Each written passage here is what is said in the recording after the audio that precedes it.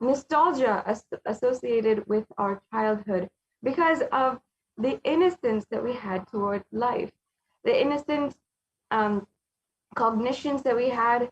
We took everyone for their face value. We didn't have any manipulative um, cunning or any strategic thinking at that time. And we didn't, we never had expressed in one way and felt inside of us another way. This fundamental disconnect between what is going on outside the reality that we're experiencing and what is happening on inside, what the thought process, the cognitions that we are having, this disconnect happens upon when we start to grow more and more, for lack of a better word, mature in our lives. It's not because we have that real maturity towards life, the universe, but we start to disconnect, we start to withdraw from life. And the same kind of innocent perspective that we have from the very childhood is lost.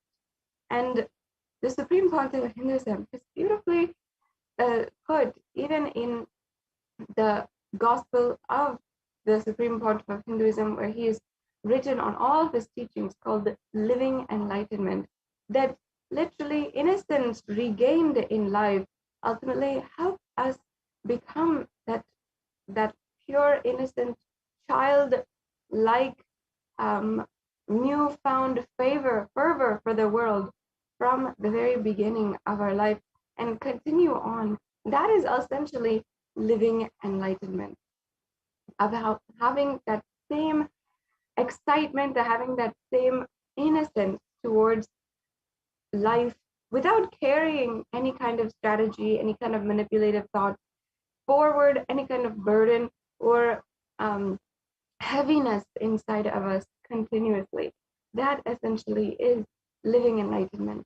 Through this program, the Devi Parashakti Akashic reading program today, you will find just the grace and blessings of Devi Parashakti will give you the newfound innocence in life, where simply you'll be able to feel as though you're simply a child that is walking along, guided by her own cosmic mother, and living life in the best way possible.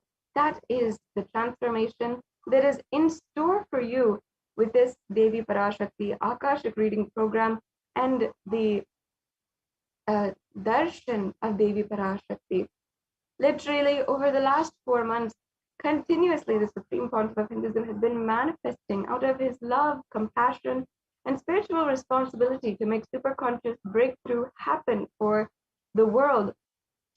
Has been manifesting as Devi Parashakti, that the energy of the divine cosmic mother, the divine feminine consciousness, has been radiating continuously through the avatar, the Nijavatar, the Supreme Pontiff of Hinduism, and literally granting us boons, healing us, giving us revelations of the past, present, and future, and so much more. Not only that, giving us the sacred secrets of Sanatana Hindu Dharma, and giving us the profound revelations, showing us the future and guiding us every step of the way, whether it is the COVID pandemic, natural desires like fires, floods, and earthquakes, and even the human conspiracies and underground wars that have not even surfaced to common knowledge yet.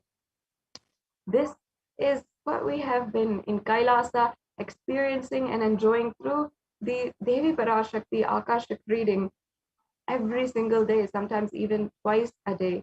And in this program, as we go step by step, just by listening, just by imbibing these powerful cognitions that we go over, and even the revelations that Devi Parashakti has previously given for the whole world, you will simply be able to understand, be guided by the divine cosmic mother.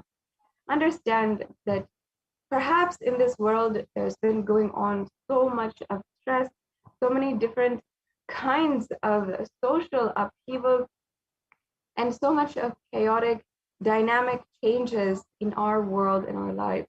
But there's no need for you to feel any kind of stress. Devi Parashakti herself the divine cosmic mother has manifested through the Supreme Pontiff of Hinduism to take care literally of each and every one of us. And we can approach life with the divine kind of innocence, joy, bliss, and it is possible for each and every one of us. And you can simply manifest that, have that newfound inspiration for every single day in your life just through this program. Now, we'll be moving on to the next segment in today's program, the demonstration of the extraordinary Shaktis in just a few minutes. Now, before that, I'd just like to introduce a little bit more about the Devi Bhava Samadhi Darshan, and as well introduce to you, in the very least, in just a glimpse of the contributions made by the Supreme Pontiff of Hinduism to the world until today. Now, in the first, the Vedic rishis, the Hindu civilization, understood that the first and foremost relationship that we have in our life is with the divine cosmic mother, is with the mother herself, the biological mother. In fact, when we are in the womb, the connection, even the physical connection that we have, is through the umbilical cord with the mother. And from that time itself, and then even after, as we, in our formative years, as we are not even starting to collect memories, but we are still relating and reacting to the whole, to our surroundings, as that is happening, even before we are even able to remember, we start relating with the whole world. We start relating with the mother, and mother is often the very first person whom we are relating with. And even if you don't have physically the mother, you still have that idea of mother, and the idea of connecting to the mother inside of you. And that is why the relationship is so important, because it's the primary relationship that defines all relationships in our lives. And when it comes to our relationship with life itself, with others around us, with the universe, it all comes down to the relationship with the mother. And that is why in Sanatana Hindu Dharma, they gave us the perfect science to be able to manifest the relationship with the divine cosmic mother, and use that to awaken higher consciousness inside of us, higher ambition, and be able to simply manifest the reality that we want into our life. And that is exactly what we are experiencing during this program.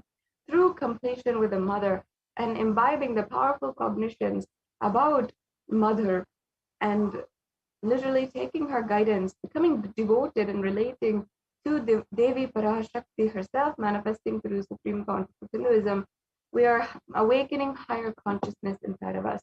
And through this program, you will literally be experiencing oneness with the cosmos, oneness with the source itself, of all universes, of all powers, the source Shakti, Devi Parashakti, through the Bhava Samadhi Darshan.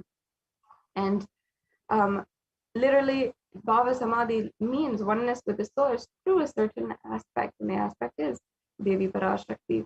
And relating with the mother, having that feeling connection towards the mother. And today, during this find and experience, the darshan and diksha gives you so much more awakening. And there has even been research to go to say that 1300% energy level increase is possible for you. You'll be able to awaken in this way the Kundalini Shakti, and even be able to transform yourself, awaken the latent potential energy inside of yourself, even reverse age and heal many chronic illnesses that might be bothering you, completely grieving you for so many years of your life. And in this program today as well, you will be able to see the possibility for yourself and imbibe each and every one of the powerful cognitions of Devi Parashakti, transcend to higher levels of understanding of life and the universe around you, and simply be able to manifest your highest reality just through the darshan and diksha of Devi Parashakti. And by the end of this program today, you will also be able to manifest Shaktis and the extraordinary powers as well. Now, before we enter into the next segment in today's program, let us briefly be introduced to the Supreme Pontiff of Hinduism. And in several different places online now, the Supreme Pontiff of Hinduism has all of the contribution of the Supreme Pontiff of Hinduism has been made available, at least to some extent, and it is continuously being updated on nithyanandapedia.org as a day-by-day breakdown of the entire life of the Supreme Pontiff of Hinduism, where each and every single day he has contributed to the world, and in some way, in some form has through in the lives of thousands of people. And you can visit nithyanandapedia.org in order to start exploring into the life of Hinduism. But before that, I'd like to briefly introduce to you who is and what are the different various contributions of the Supreme Pontiff of Hinduism. The Supreme Pontiff of Hinduism was born on 2nd of January 1978 and is today the reviver of Kailasa, the ancient macrocosmic enlightened civilizational Hindu nation. And the Supreme Pontiff of Hinduism from the very birth was recognized by esteemed enlightened gurus and adepts in the spiritual field, and the most profound and prolific gurus and masters in India itself, as well as the Supreme Pontiff of Hinduism, is today the reviver of the science of power manifestation, yoga, and temple-based lifestyle. The Supreme Pontiff of Hinduism is ordained as the 233rd Guru Mahasannidhanam of the Tunde Mandalam Adinam, or the Kanchi Kailas Sarvagnapitam. The Supreme Pontiff of Hinduism is the incumbent emperor of the Suryavamsa Surangi Samrajyam, as well. The Supreme Pontiff of Hinduism is as well the Mahamandaleshwar of the Mahanirvani Akada and the 293rd Guru Mahasannidhanam of the Kailashonata Shamalapita Sarvagnapitam, or the Madurai Adinam. And the Supreme Pontiff of Hinduism is the 1008th Acharya Mahamandaleshwar of the Atal Akada. Once again, these Akadas are ancient epic bodies of Hinduism, and the Supreme Pontiff of Hinduism is coronated as the spiritual head of these epic bodies. As well, the Supreme Pontiff of Hinduism is the 23rd Guru Mahasannidhanam, or leader of the Dharmamukti Swargapuram Adinam, another very ancient mata. And the Supreme Pontiff of Hinduism as well is elected as the Supreme Pontiff of Hinduism by a congregation of over 1,000 Hindu leaders from the global Hindu diaspora. As well, the Supreme Pontiff of Hinduism has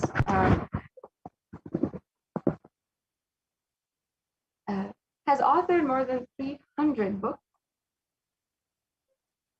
and made these available in 3 languages, mainly English, Tamil, and Sanskrit, and further translated that into 50 different languages, and has collectively enriched more than 1 billion people digitally.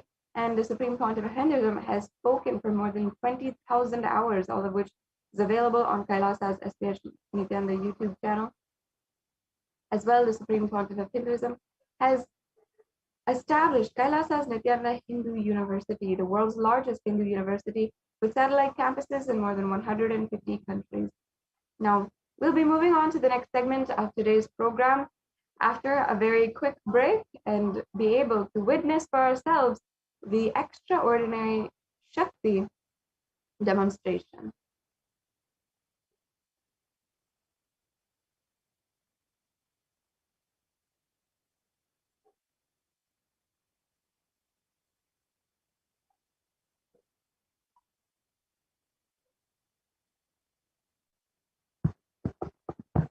Sorry for the technical glitch. We'll be right back with you after a short break.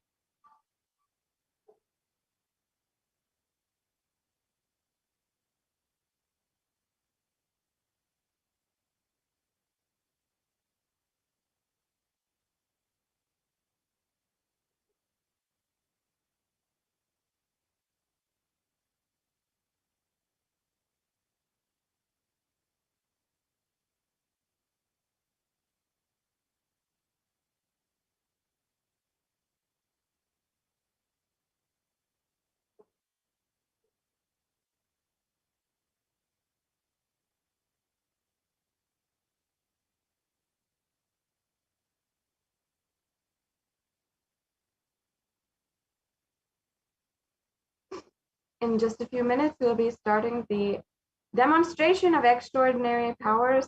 And for you to understand what's really in store for you today, we'll be right back with you after a quick break and be able to move on with a further segment in today's program.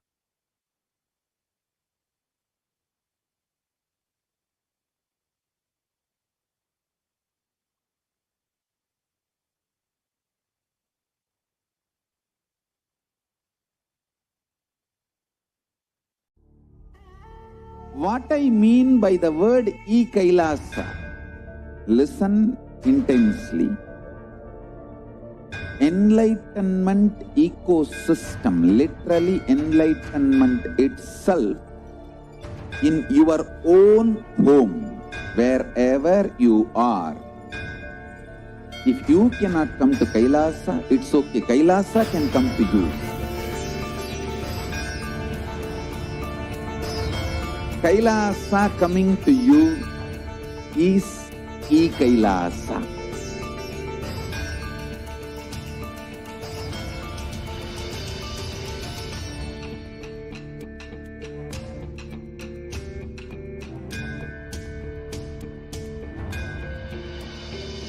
I will revive Hinduism. I am a Hindu revivalist by any revolution, but by evolution.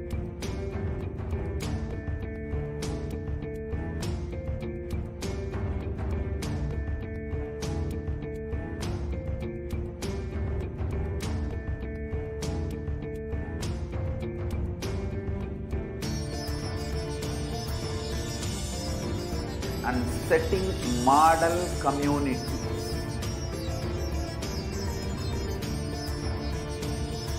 Kailasas, enlightenment ecosystems, Sarvanya Pitas all over the world.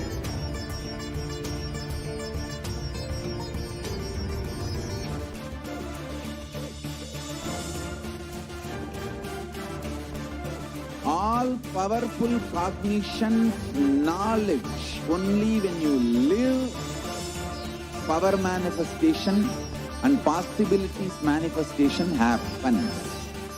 It's a fundamental truth.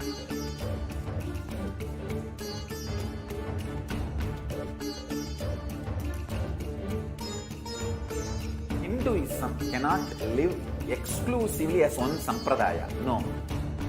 All sampradayas of Hinduism is an ecosystem.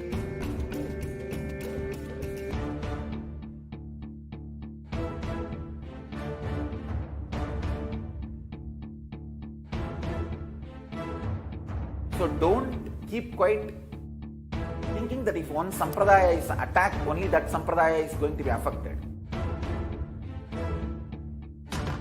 All of us are ecosystems.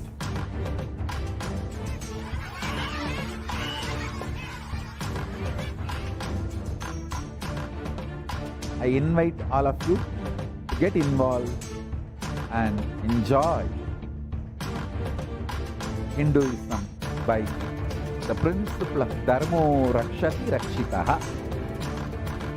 When you protect Dharma, Dharma protects you. We will make the whole planet flourish spiritually. The spiritual prosperity will happen to the whole planet. We all have to coexist together.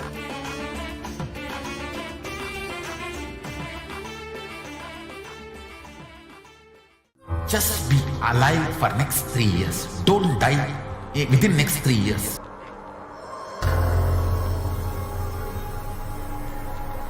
Just don't die within next 3 years. Be alive. Somehow be alive. I'm working sincerely. I will reach you somehow. Somehow I will reach you. It's my commitment to humanity.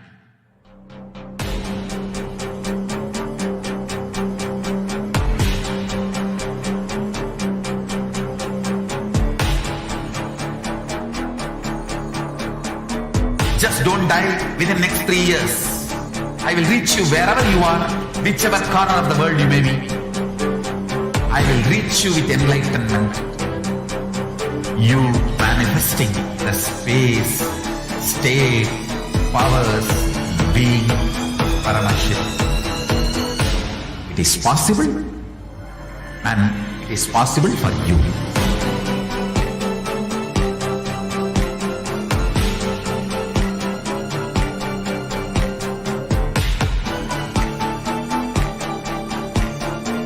Paramashiva will reach you with enlightenment science.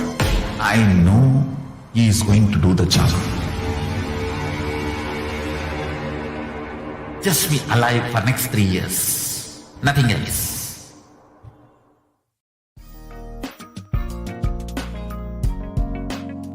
We get you health. We get you ability to build beautiful relationships in your life. We get you direct spiritual support, and we make sure you become wealthy.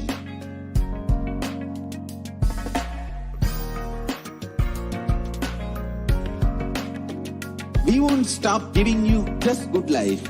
We will literally not stop till you live enlightened life.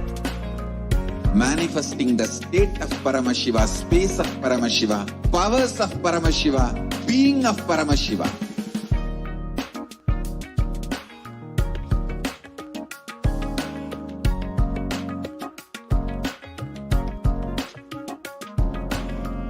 Whole world should become Kailashians.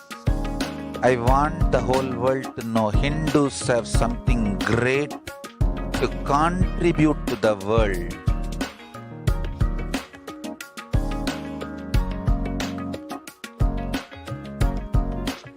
We have something great to contribute to the world. Let us do that.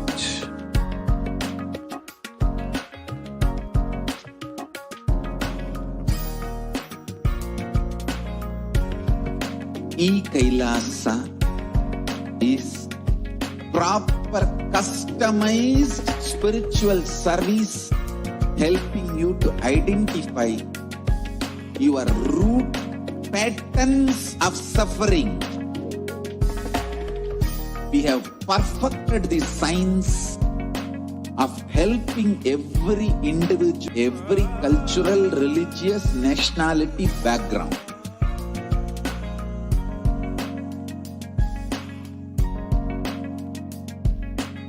You will have lowest reactionary assumptions, highest awakened response, alive response for life continuously.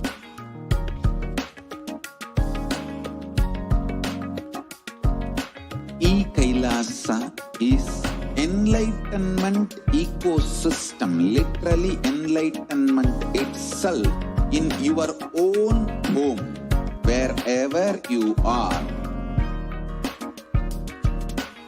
Proper customized spiritual service helping you to complete with your life negativity, withdrawal from life, self-hatred, self-denial, self-doubt, so much of tiredness, laziness.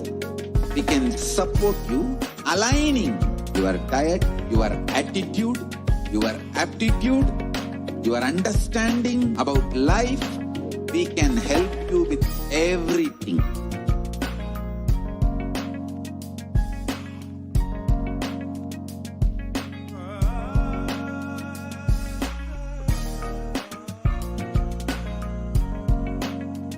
If you are interested in enlightenment, we will immediately bring this to you. If you are not interested, we will explain the whole science, inspire you, and make you interested in enlightenment time. We need to cater this to the whole world wherever they are. Enlightenment is the birthright of all human beings. Kailasa is responsible to provide that to all human beings.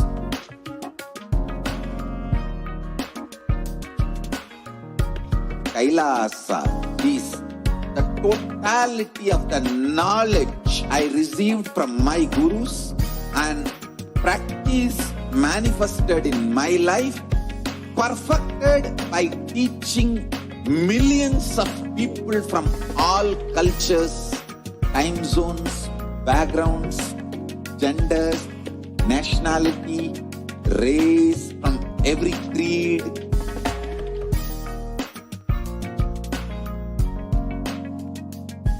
So this absolutely perfected knowledge available to you, served to you in your home without even you moving out of your couch, free of cost.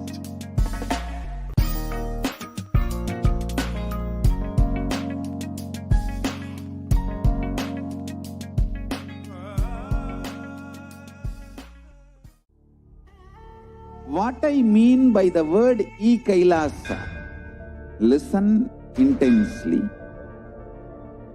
Enlightenment ecosystem, literally enlightenment itself, in your own home, wherever you are. If you cannot come to Kailasa, it's okay. Kailasa can come to you. Kailasa coming to you is e-Kailasa.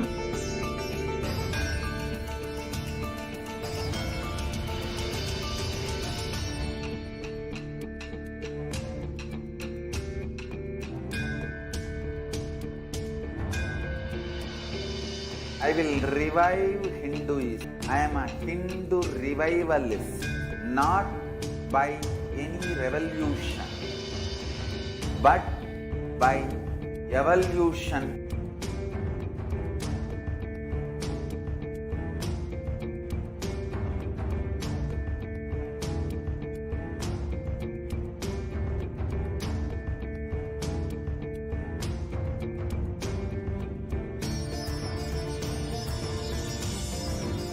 And setting model community.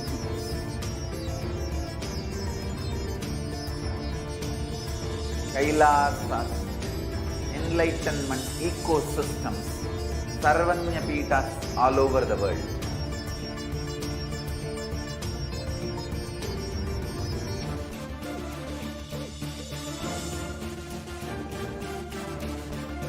All powerful cognition lives only when you live, power massibility's manifestation happens.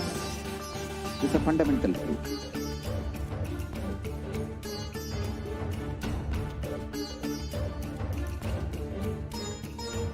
Some cannot live exclusively as one sampradaya. No. All sampradayas of Hinduism is an ecosystem.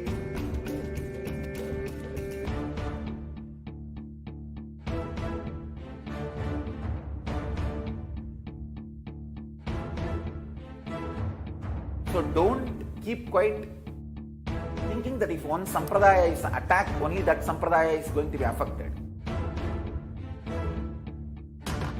All of us are ecosystem.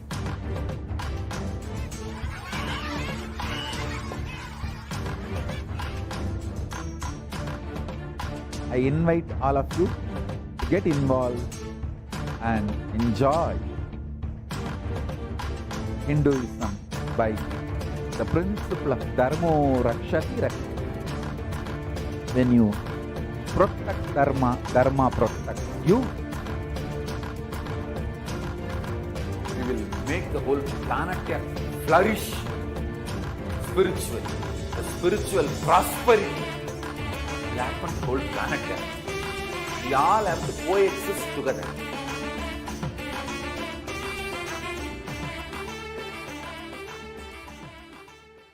Just be alive for next 3 years. Don't die within next 3 years.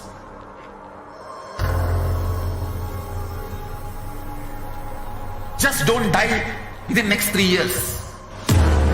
Be alive. Somehow be alive. I'm working sincerely. I will reach you somehow. Somehow I will reach you.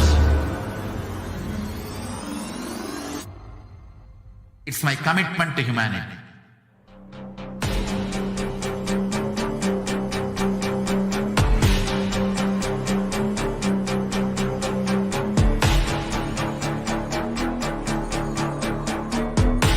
die within next 3 years. I will reach you wherever you are, whichever corner of the world you may be. I will reach you with enlightenment.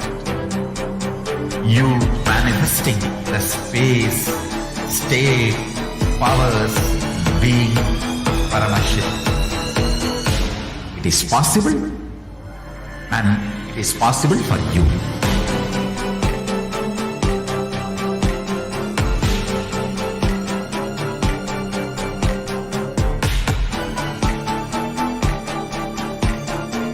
Paramashiva will reach you with enlightenment science. I know he is going to do the job. Just be alive for next 3 years. Nothing else.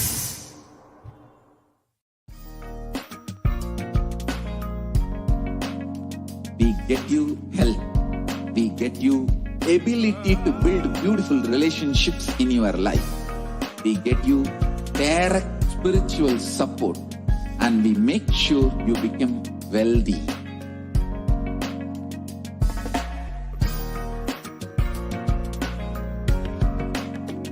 We won't stop giving you just good life. We will literally not stop till you live enlightened life. Manifesting the state of Paramashiva, space of Paramashiva, powers of Paramashiva, being of Paramashiva.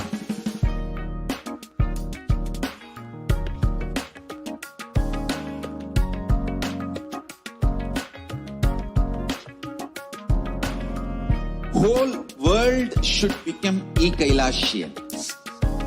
I want the whole world to know Hindus have something great to contribute to the world.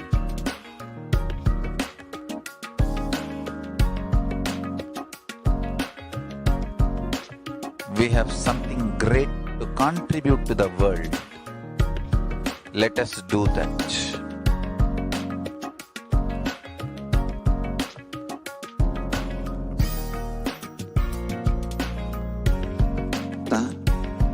Is proper customized spiritual service helping you to identify your root patterns of suffering.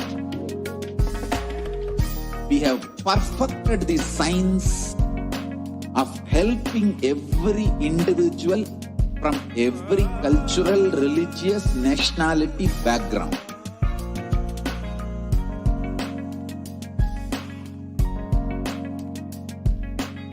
You will have lowest reactionary assumptions, highest awakened response, alive response for life continuously.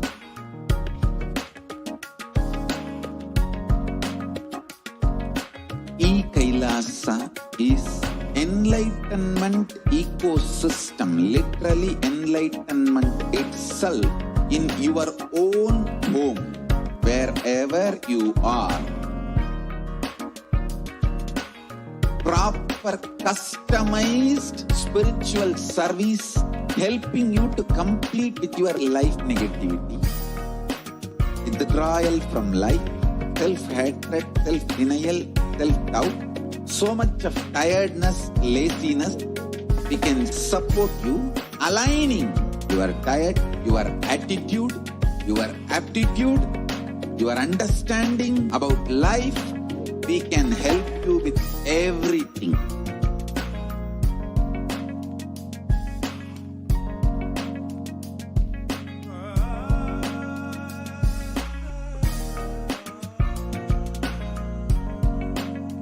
If you are interested in enlightenment, we will immediately bring this to you. If you are not interested, we will explain the whole science, inspire you, and make you interested in enlightenment science. We need to cater this enlightenment science to the whole world wherever they are, because enlightenment is the birthright of all human beings. Kailasa is responsible to provide that to all human beings.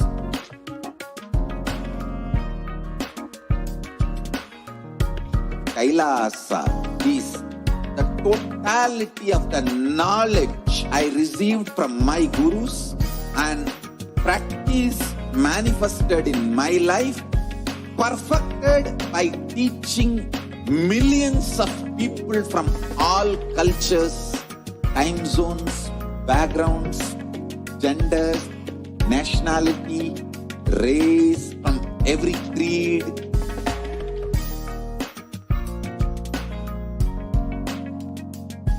So this absolutely perfected knowledge available to you, served to you in your home without even you moving out of your couch, free of cost.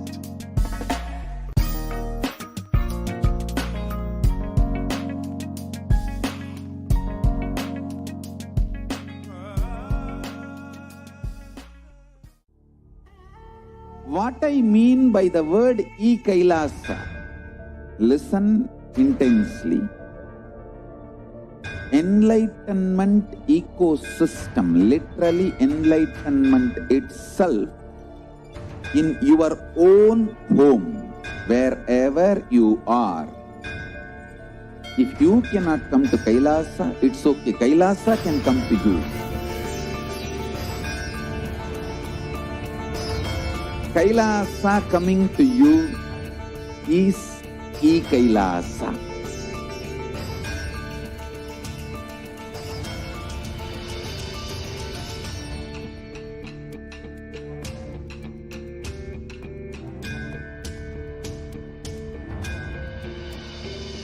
I will revive Hinduism. I am a Hindu revivalist, not by any revolution, but by evolution.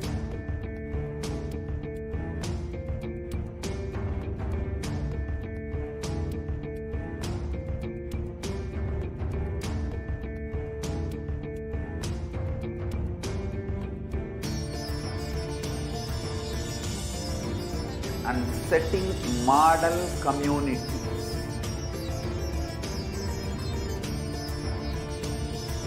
Kailasas, enlightenment ecosystems, Sarvanya Pitas all over the world.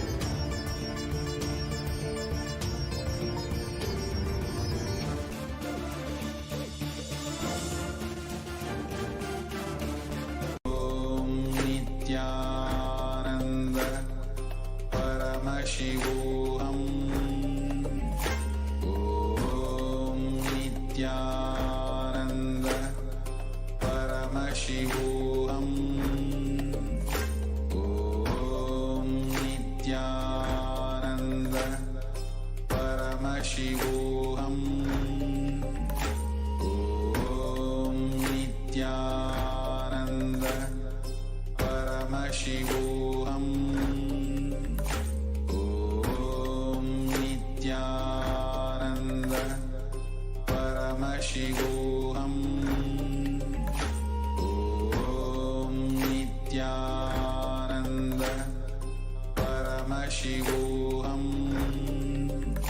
Om Nithyananda Paramashivoham. Om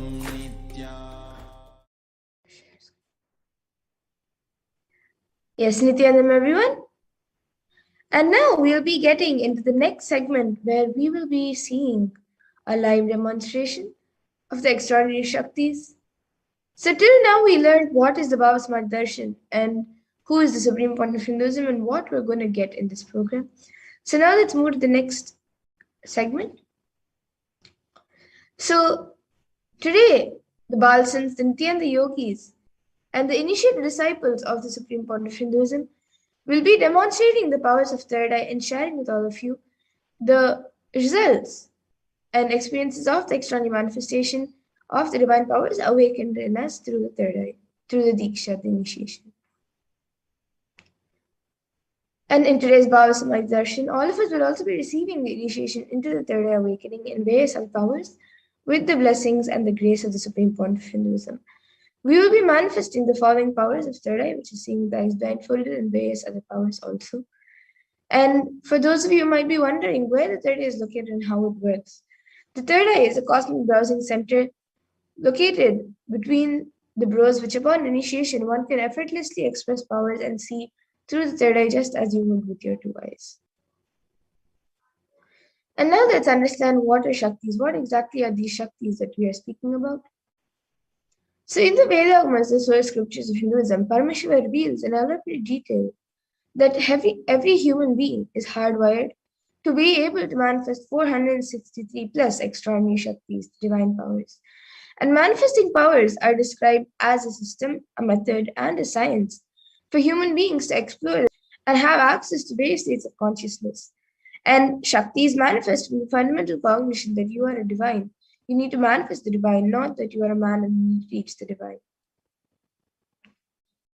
And many of you might have heard the word siddhis, as this is a common term used for any kind of extraordinary manifestation. So let's look at the difference between Shaktis and siddhis.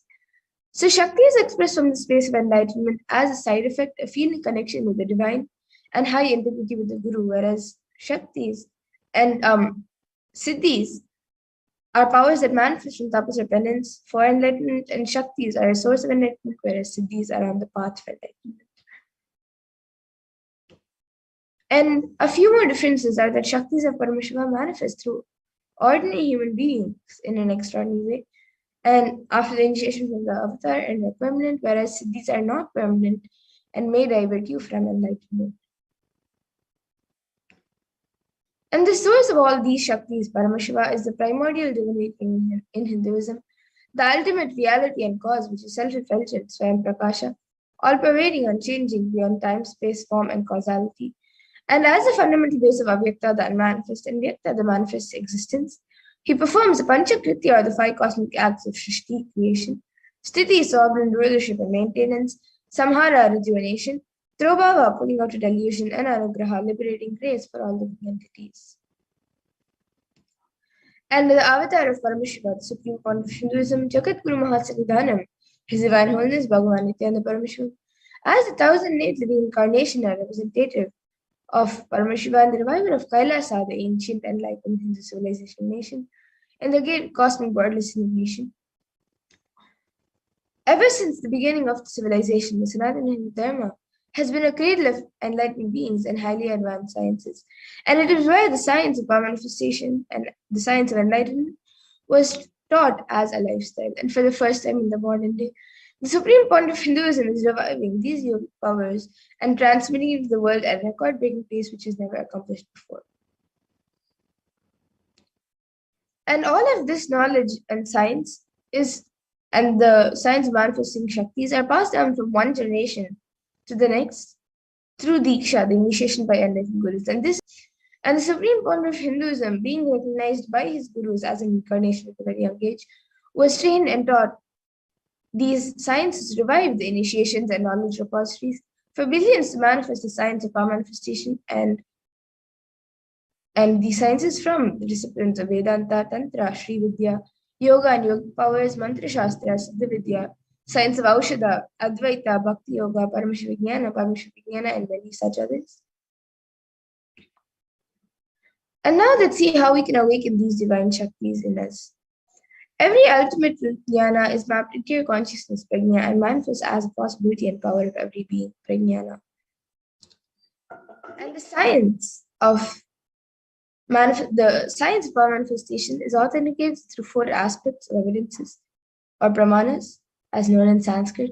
And the first is the Shastra Pramana, which are the eternal unchangeable truths revealed in the source scriptures. And then the next is the Apta Pramana, which are the experiences and results of Aptas of Hinduism, where the Vedic rishis and scientists have time tested and verified these sciences. And the next is the Atma Pramana, which is the account from the supreme point of Hinduism, its millennium's avatar's personal experience of power manifestation. And the next is the Pratyaksha Pramana, which is the empirical evidence from observation and scientific experimentation. And some of you might be wondering what exactly are the Vedas and the Atmas. So the Vedas are the ultimate superior authority for Hindus and are pure science for the ultimate. And the Agamas are the scriptures where the applied technology and the applied science is expanded. So Vedas and Agamas, the Vedagamas, are given the status of Shruti as they are directly revealed by Paramashiva. And they are the ultimate eternal unchangeable truths. And a reference cited from these Shastras or source scriptures is called the Shastra Pramana. And now let's get ready to witness a very unique and exciting demonstration of the powers of third eye once we go through the Pramanas for the power of third eye, which is seeing with eyes blindfolded.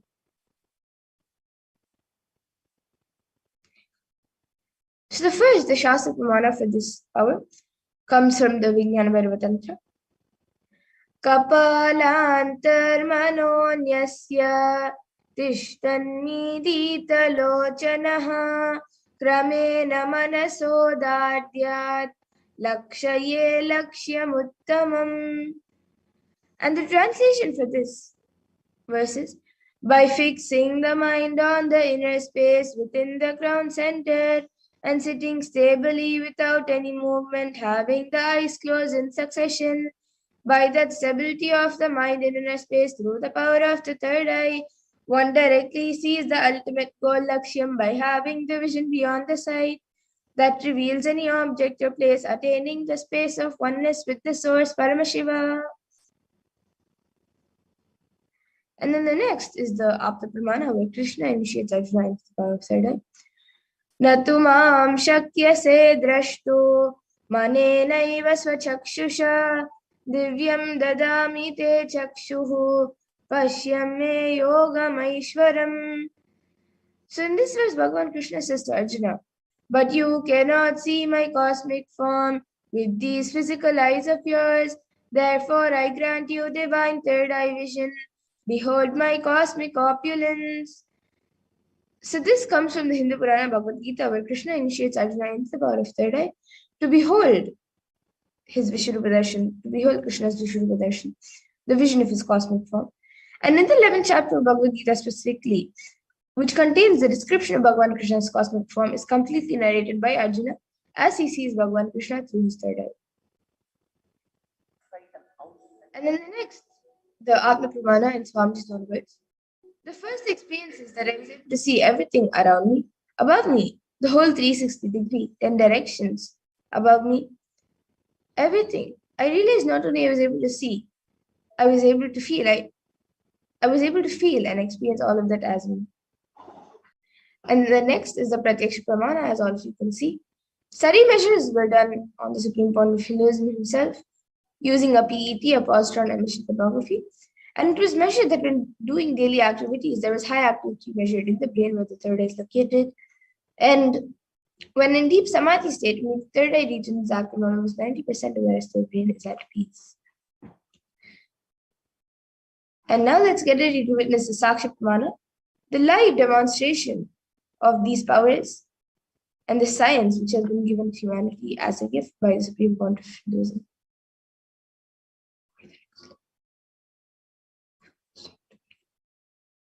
So we'll be back in just a few minutes to see the live demonstration of the power of third eye.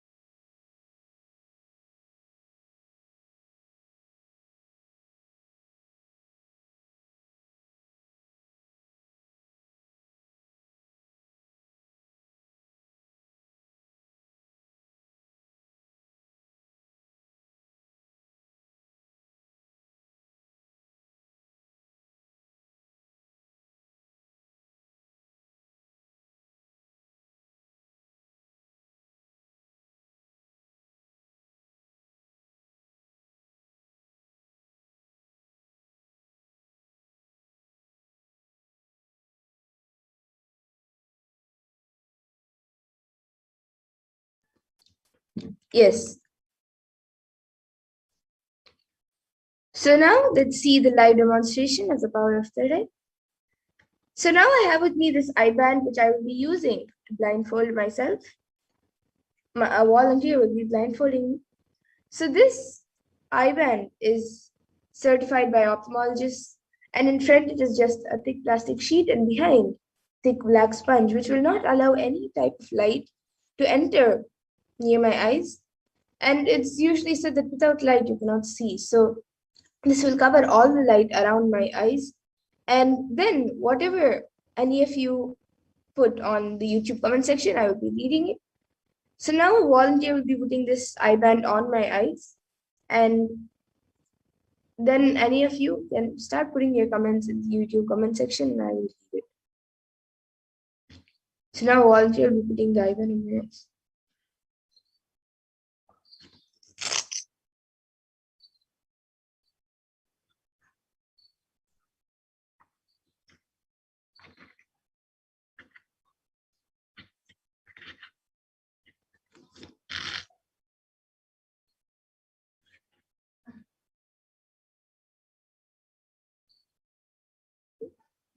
Yes, so now the eye band has been put. I will be turning to my right, left, up, and down. So all of you can see that the eye band put. And now the YouTube comments will be projected in front of me. So anyone watching us right now on YouTube, you can put your comments in the YouTube comment section and I will be reading it. Any of the viewers.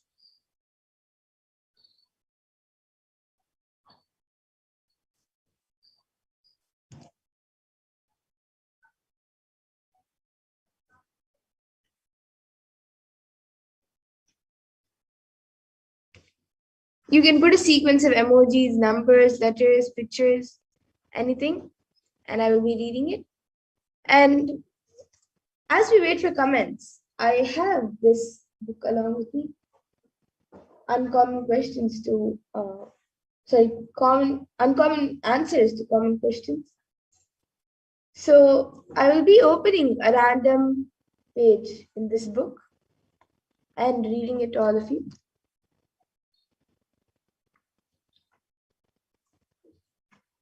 So I've opened a random page, all of you can see.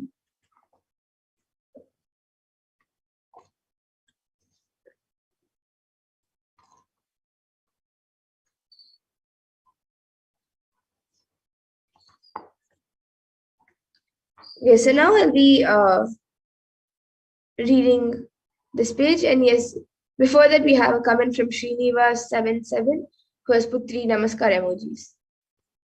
Yes, and now I'll start. This is page number 70 and 71. So on page number 70, it is a continuation of the previous page. It says it drove back. On the way back, he rang up his wife. Dear, is the cat in the house? She said, yes, the cat is already here. The man asked, can you please somehow find out the way home from him? But I think because the H has been, with the typing error, it has become B. And then, I have lost my way. He will be able to tell me the way.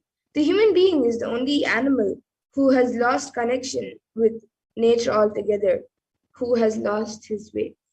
So that is the end of this story, which is half of the story is on page number 69.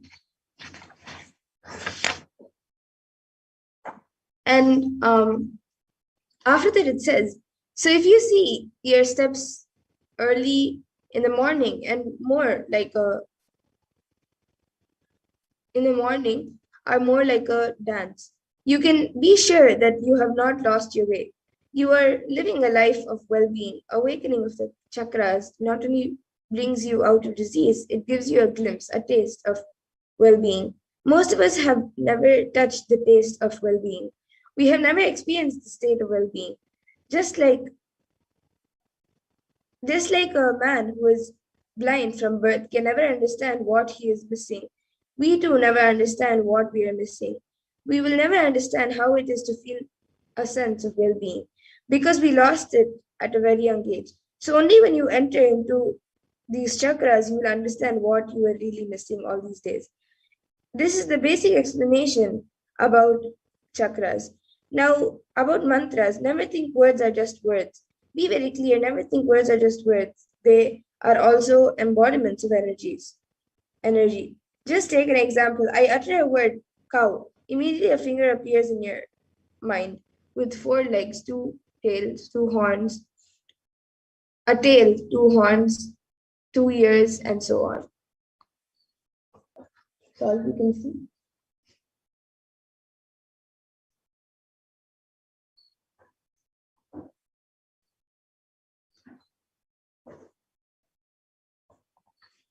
Yes, and now with that, I request the volunteer to now remove the eye band.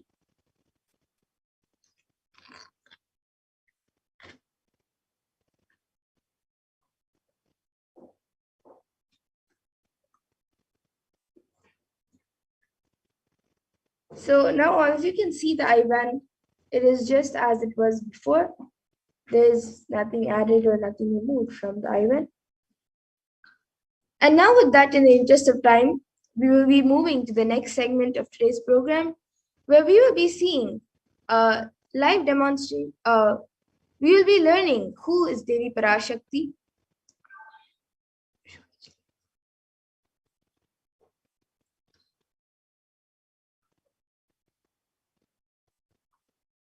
We will be learning who is Devi Parashakti and the Divine Feminine Consciousness. I request the volunteer to please project the slides.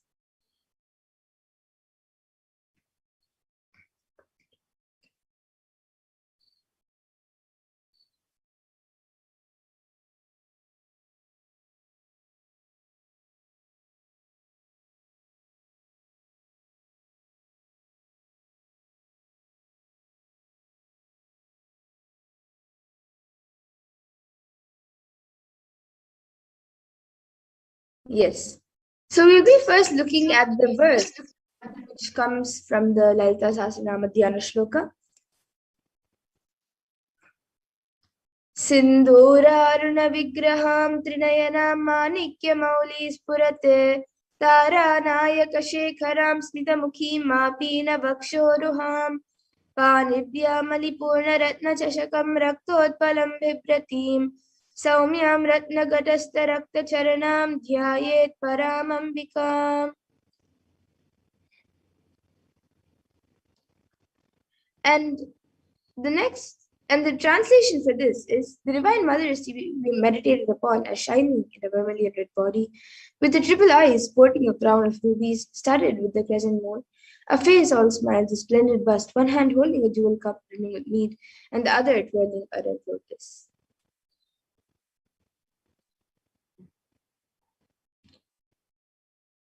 And the next verse of the Dhyana Shloka of the Parashakti, which also comes from the Lalita Sahasranama Dhyana Shloka. Arunam karunam tarangatakshim dhritapashankusha pushpa bhana chapam animadibhiravratam ayukaihi rahamityeva vibhavaye bhavani. And the translation of this verse is, I meditate on the great Emma full of compassion, and holds the noose, the gourd, the bow, and the flowery arrow in her hands. She is surrounded on all sides by powers, and she is the self within me. And Devi Parashakti is the ultimate feminine consciousness. Parashakti is the cosmic mother. It is her cosmic womb from which billions and billions of universes come out and go in, and the source where the Big Bang and black holes go on. Parashakti is the source Shakti, the source energy, and the source power, from which all of us came, and which all of us are in even now, and which all of us are going to merge into.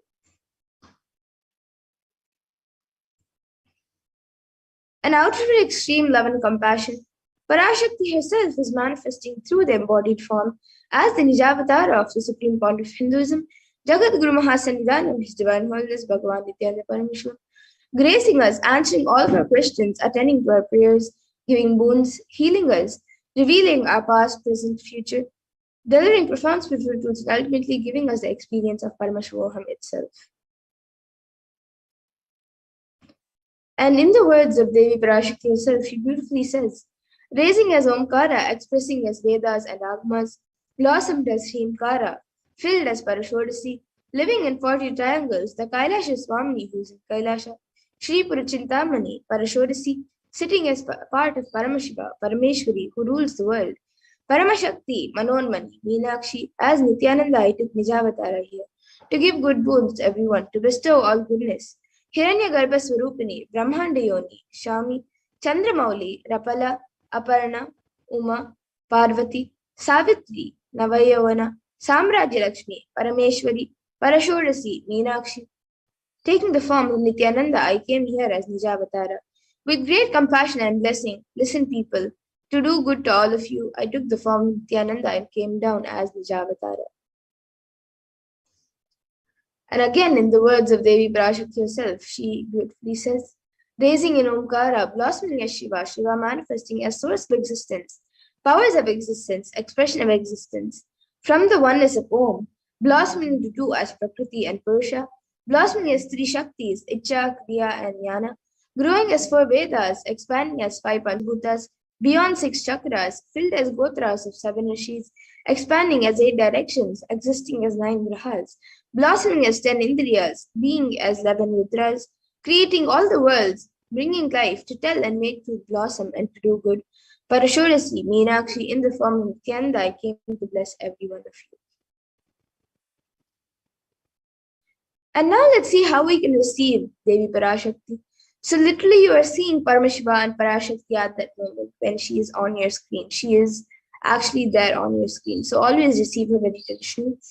You can keep 2 betel leaves, 1 banana, 1 betel nut, and a coin in front of the screen as you watch Devi Parashakti. And for those of you who don't know, a coin is actually considered the traditional dakshina in the Hindu tradition. And it can be the lowest value. In India, it can even be just 1 paise, and in the US, it can even be just a cent. Swami says, I'm not trying to monetize. Keep even 1 cent, it is okay. So for 100 days, if you have darshan, it will add up to $1. In India, even 1 paise is okay. And you can offer that to Devi Parashakti. And once the darshan is over, you can do namaskar and eat the banana, the betel leaf, and the betel nut, taking it as prasadam immediately. And the coins that you collect, you can send it to the LA temple for the further procedures. You can send it to the Los Angeles temple. And some of you might be wondering how this betel leaf and betel nut may benefit you. This betel leaf and betel nut may look too small, but in a few days you will see how much it adds to your sentiment that really she is there. You will not take the Devi darshan for granted. Rituals will break your monotonous and unconscious mentality and lifestyle and remind you and raise you to the powerful cognition. It will break your unconscious behavior. And now all of you can see how you can set up your tambulam to receive Devi Parashakti. So you can set up the 2 plates, you can set up the 2 betel leaves, the betel nuts, the banana, and the coin. You can set all of this up in a plate and place it in front of the screen as you receive Devi Parashakti. So these are the 4 basic items that are kept as part of the tambulam. But if you would like, you can also add a few additional items such as a coconut, some kumkum, some turmeric, some glass bangles, and some fresh flowers. So you can arrange all of this in a plate and keep it in front of the screen in a plate and receive Devi Parashakti when she comes for the darshan. And with that, we come to a conclusion of this segment where we have learned who is Devi Parashakti and how we can receive it when she comes for the darshan. And we will be moving to the next segment where we will be learning about what Devi Parashakti has revealed for humanity and how important it is for us to understand and internalize and follow what Devi Parashakti has revealed. So we will be back after a short break to move to the next segment. So please stay tuned. Nithyananda Paramashivoham. Om Nithyananda Paramashivoham. Om Nithyananda Paramashivoham. Om Nithyananda Paramashivoham.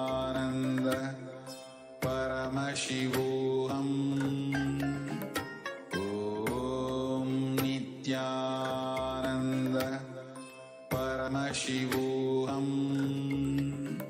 Om Nithyananda Paramashivoham.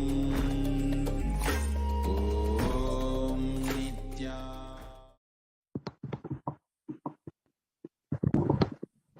Nithyanandam, welcome back, dear viewers.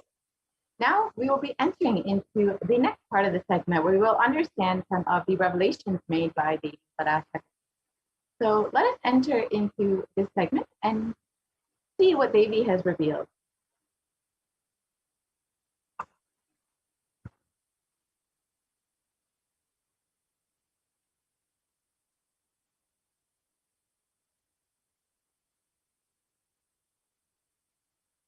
So as we all know, humanity is still undergoing the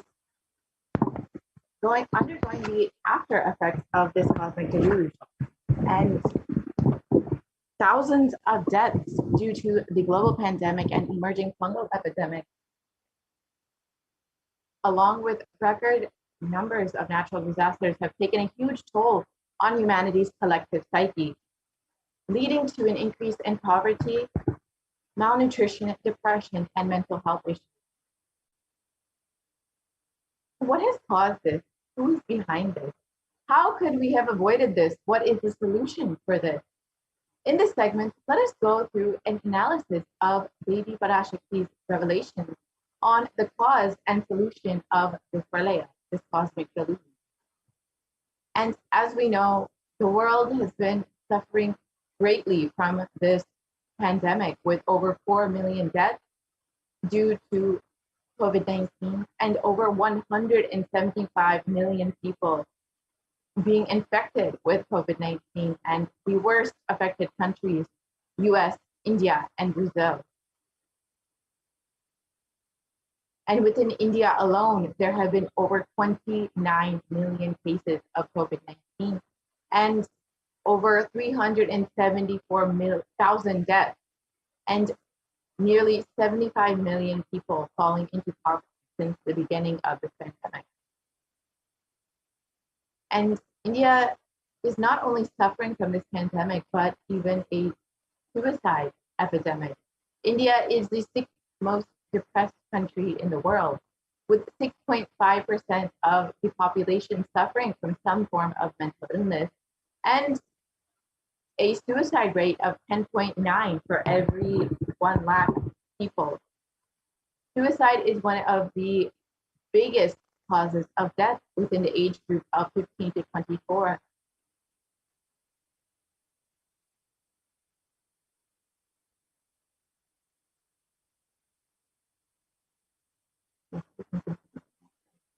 And India is not just suffering from the pandemic and this suicide epidemic, but natural disasters have taken the lives of many people.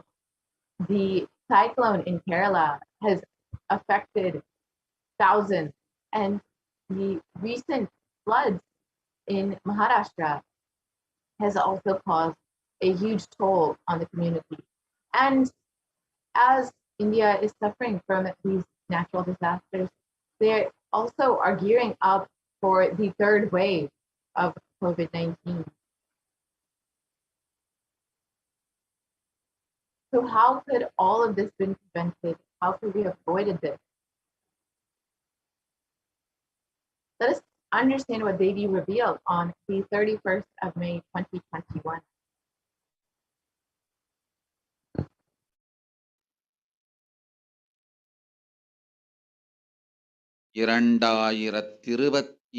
வரை India செல்ல வேண்டாமா என்று கேட்கின்றாய். நன்றாய் தெரிந்து கொள், சொல்வதை புரிந்து கொள்.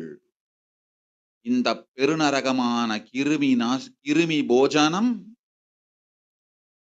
இந்தியாவிற்குள் வரக்கூடாது என்பதற்காக 2020 பாரதம் முழுவதும் 12 ஜோதிர்லிங்கமும் பாத யாத்திரை செய்திடவே என் மகன் மூலமாய் திட்டமிட்டிருந்தேன். படுபாவிகள் ஓடத்தின் மாலுமியை ஊர்விட்டு துரத்தினார்கள். என்ன நடக்கிறதென்று பார். முறையாக அகிலாய நாட்டின் தலைவனாக நிறை மரியாதையொடு நல் மதிப்பொடு என் நிஜாவதாரம் நித்யானந்தன் திருவடி மீண்டும் பாரதத்தில் பட்டு பாத யாத்திரை செய்த பிறகு மட்டுமே நீ அங்கு செல்ல வேண்டும். அதுவரை உன்னை காத்து செல்லாதே. ஓம் ஓம் ஓம்.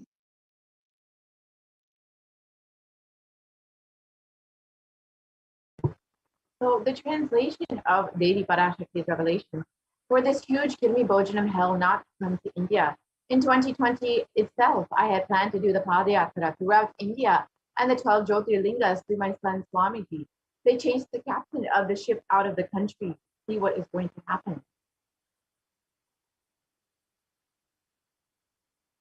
So let us go back to 2017 and understand what the Supreme Pontiff of Hinduism revealed as the vision for the Padayatra in 2020. Want to do 1 year Padayatra specially for this purpose in 2020. 2020, planning for a full year. I'm going to walk from Rameshwaram to Amarnath. 1 year with 10,000 people, just walking all over India to spend time with people. 2020, there will not be any program other than Padayatra and just spending time with people. Just walking. Of course, 10,000 people will be walking with Audio me. is shared. 200 vehicles to carry our food and all the other items, transportation. Enjoying the river banks, forests, and time with nature. 10,000 people manifesting powers, walking from village to village. What do you think will happen?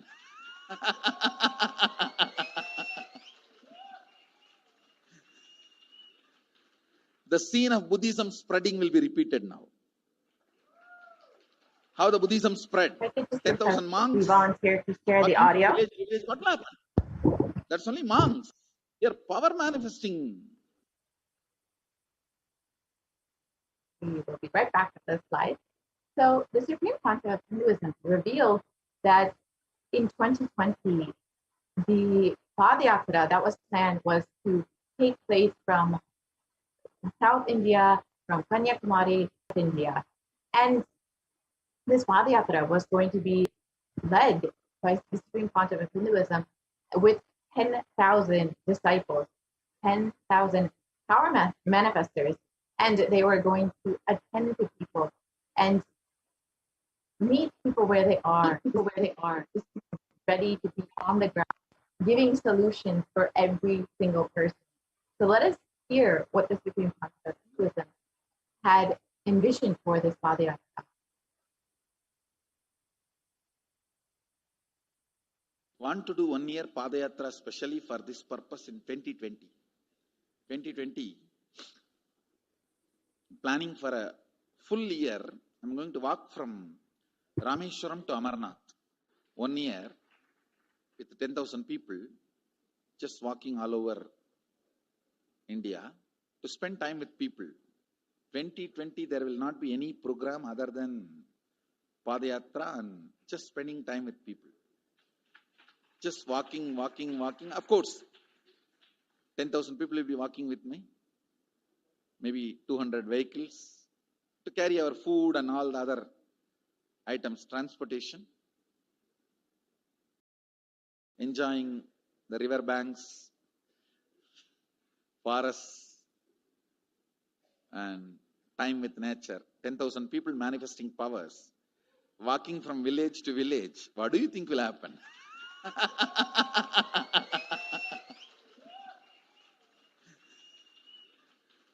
The scene of Buddhism spreading will be repeated now. How the Buddhism spread. 10,000 monks walking from village to village. What will happen? That's only monks. Here, power manifesting 10,000 people. The whole village will be manifesting powers. Just want to enjoy India and let India enjoy me. So planning for next year Kumbh Mela, 2019, next year January Kumbh Mela. Before that, all the Balalayam, everything. Balalayam is going to be like the same structure outside with one stone tower, gold coated. It will be something like a 40 to 50 feet tall stone tower, and 5 Rajagopurams, which will be something like 120 feet. This will be the Balalayam. And after the Mulalayam is built, this Balalayam will serve as a Utsava Murti Sannidhi, where the Utsava Murtis will be worshipped and where the Archanas. See, in the main temple, there will not be any Archana or anything, because just for Darshan itself, there will not be time. Like Tirupati, you can only have Darshan and Arati, the camp for Arati. No other worship is allowed in the main temple.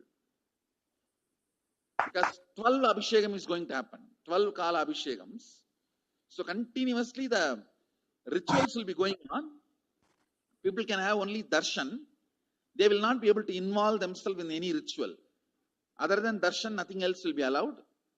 So all the Archana, all the other offerings, like people will offer the Archanas and other, everything will be done to the Utsava Murti, which will be kept in the Balalayam, the present Balalayam, present structure.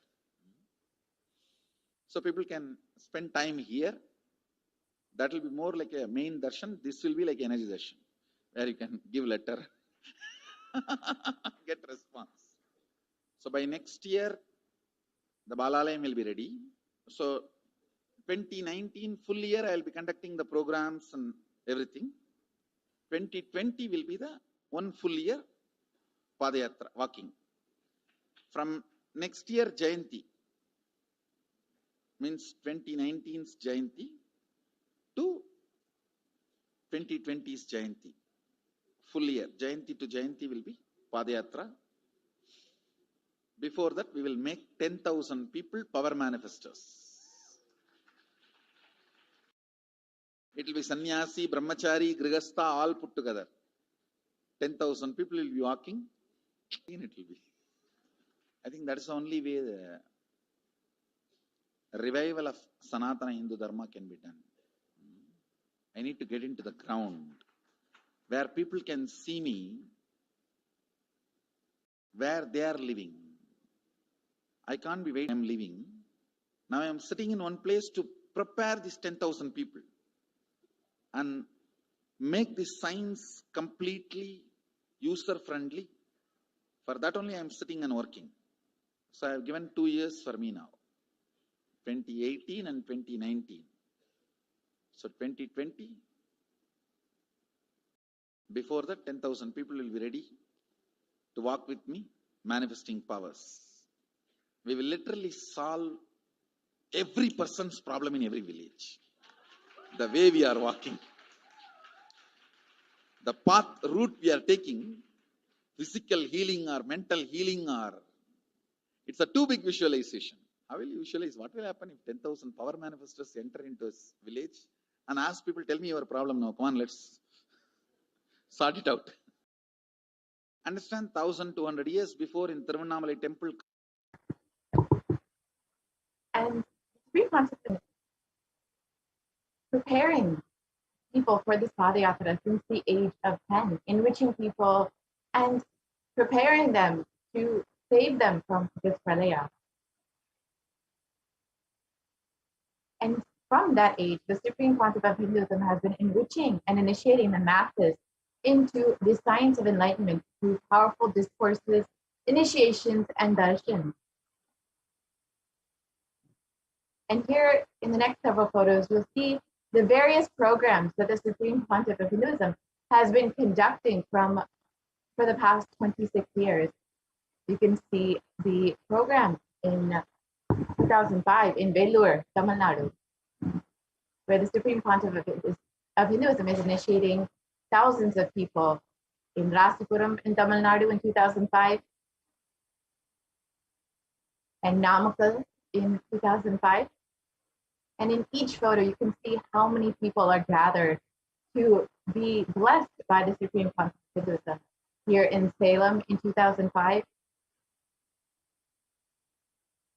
the Nithyananda program in Vidadi, Bangalore,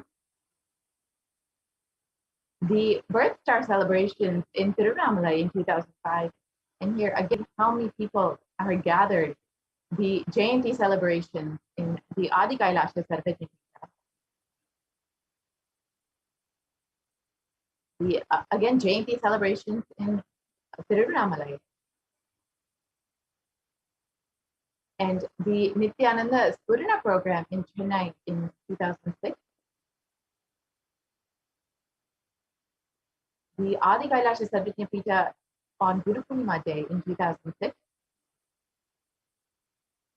and the Bhakti Spurana program conducted in Bangalore, the Dhyana Spurana program, the Little Anandas program, where the youth were initiated into the science of enlightenment, and the Saptayagam, which was a series of homas conducted by the Supreme Pontiff of Hinduism, as well as guided by the Supreme Pontiff of Hinduism.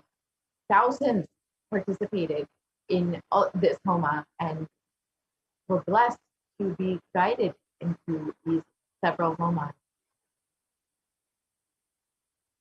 You can see the devotees and disciples performing the homa alongside the Supreme Pontiff of Hinduism. And here you can see the Supreme Pontiff of Hinduism himself performing the homa. There are more photos of the Supreme Pontiff of Hinduism blessing the people. And here is the Nithyananda Spurana program in Adi Kailasha Sarvajnika in 2006. And again, the Nithyananda Spurana program in Salem. And all of these programs were conducted by the Supreme Pontiff of Hinduism to continuously bless humanity, initiate them, and bring the superconscious breakthrough to the world to save them from this pralaya. However, the anti-Hindu elements have made it nearly impossible for the Supreme Pontiff of Hinduism to do the re-energizing process by driving the Supreme Pontiff of Hinduism out of India.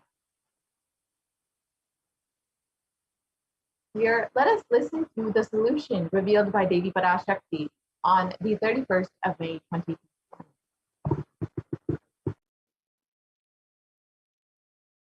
இரண்டாயிரத்திருபத்திரண்டு வரை India செல்ல வேண்டாமா என்று கேட்கின்றாய். நன்றாய் தெரிந்துகொள், சொல்வதை புரிந்துகொள்.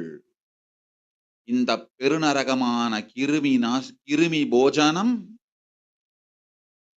இந்தியாவிற்குள் வரக்கூடாது என்பதற்காக 2020 பாரதம் முழுவதும் 12 ஜோதிலிங்கமும் பாத யாத்திரை செய்திடவே என் மகன் மூலமாய் திட்டமிட்டிருந்தேன். படுபாவிகள் ஓடத்தின் மாலுமியை ஊர்விட்டு துரத்தினார்கள். என்ன நடக்கிறதென்று பார்.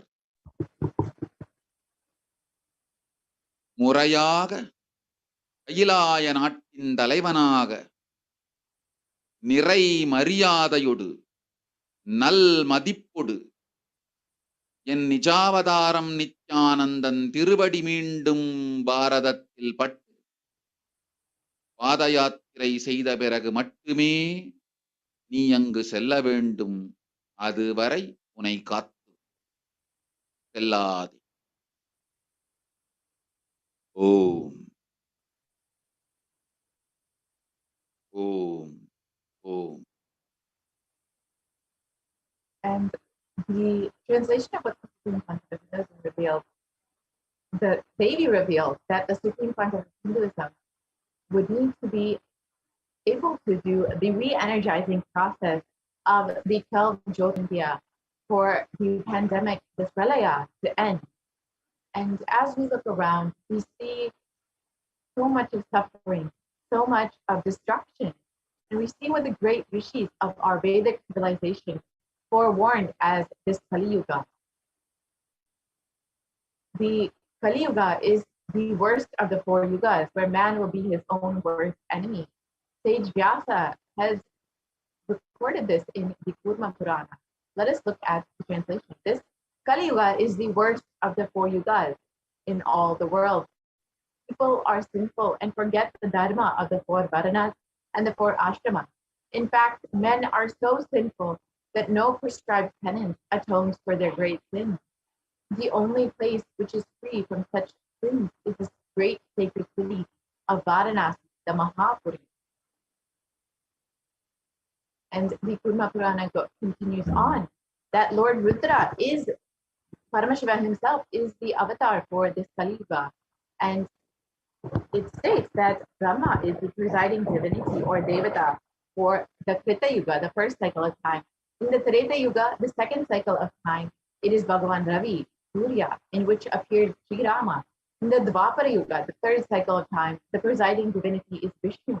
And in the Kali Yuga, the fourth cycle of time, the current age, the presiding divinity, the avatar is Lord Rudra, Lord Maheshwara, Mahasada himself.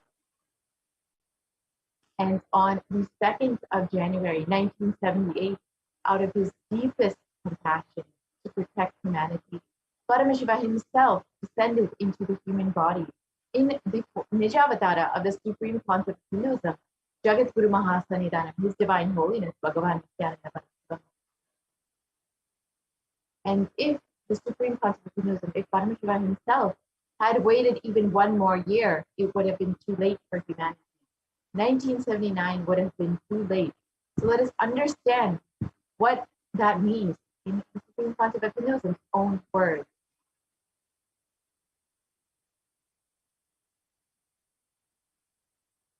And I tell you, O Hindus, don't be afraid. I am back with the same signs. We are going to be rich.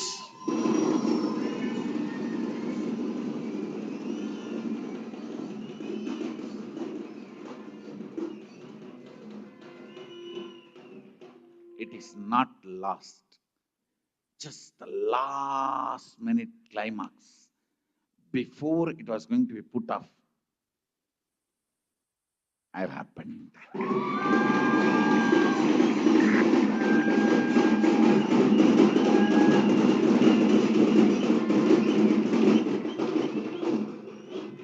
(1979) would have been late. 9 would have been late. If I had time, I would have sent only ambassadors, because I have to get up and come directly.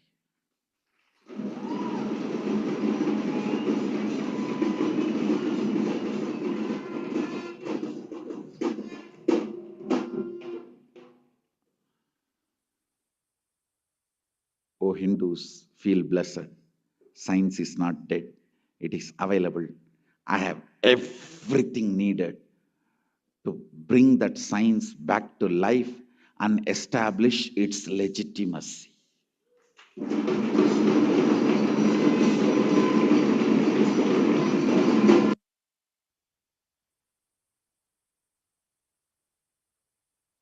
The Avatar's advent on the planet Earth was to protect the world from this great cosmic deluge and to bring the new age, the Satyuga.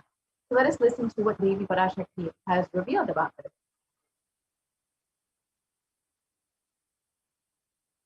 ஓம் உலக மக்களே கேளுங்கள்.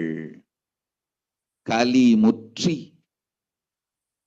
கலி கழிந்து புதுயுகம் சத்தியயுகம் புறப்பட வேண்டிய காலம் வந்ததனால் வந்திருக்கின்றது இந்த பெரும் பிரளயம்.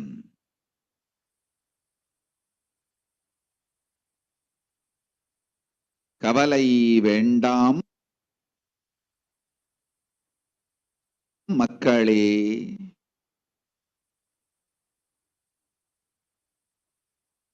நித்யானந்தன் வடிவம் தாங்கி நாமே இங்கு வந்திருக்கின்றோம். நித்திய யுகம் செய்வோம், நித்திய யுகம் சத்தியயுகமாய் மலரும் இங்கு. ஆனந்தமாக இருங்கள்.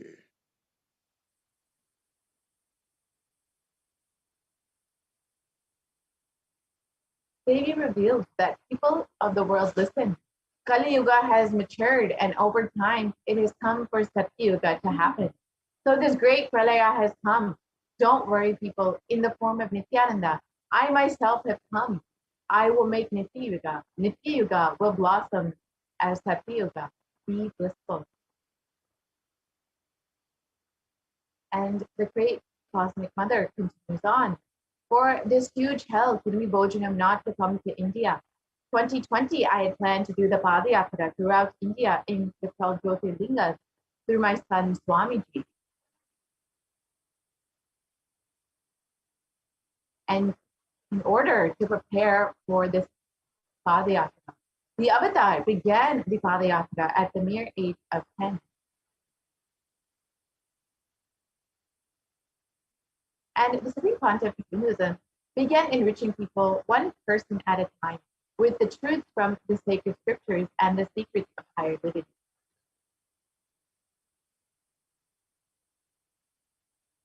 Even as the Supreme Pontiff, Hinduism was just 14 and 15 years old.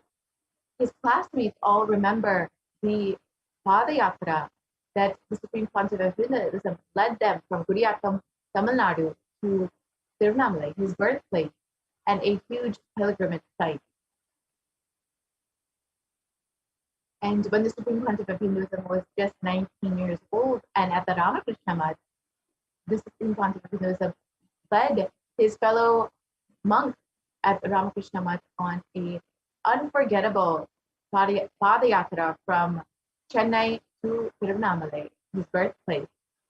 And the Supreme Pontiff of Hinduism continued walking the length and breadth of India, reaching more and more people and preparing each one until the Supreme Pontiff of Hinduism founded the international mission, the Nithyananda Sangha, on the 31st of December, 1999. A photo of the Supreme Pontiff of Hinduism when he established the first Kailasa enlightenment ecosystem in Tiruchengood, Tamil Nadu. And in 2003, the Avatar continued his Vijayatra all over the world to enrich people from various backgrounds. With the Supreme Pontiff of Hinduism's intensity and dedication for people, even in crowds who did not understand English, the Supreme Pontiff of Hinduism's voice resonated deeply with each person, and his presence moved each being to tears. You can see the people who were receiving the Supreme Pontiff of Hinduism in various countries such as Guadeloupe and in Brazil, where most of the population, most of the crowd did not even speak English. And in 2004, the Avatar led his disciples on the first Malayan Yatra, visiting temples, delivering satsangs, and initiating everyone into the superconscious breakthrough. And subsequently, the Avatar personally organized and led yatras yearly and guided individual souls, not just to physical spiritual sites, but to supernal spiritual realms. In 2006, the Padayatras were taken to the next level, with the Kodikanda Yatra, with tours participating and impacted by the Nithyanandeshwara and Nithyanandeshwari deities who traveled from city to city, blessing every being. And here is a very short clip of the Kodikanda Yatra, where the Supreme Pontiff of Hinduism is walking with thousands of people, thousands of his disciples, blessing each one. And you can see the joy radiating from each being in the presence of the Supreme Pontiff of Hinduism.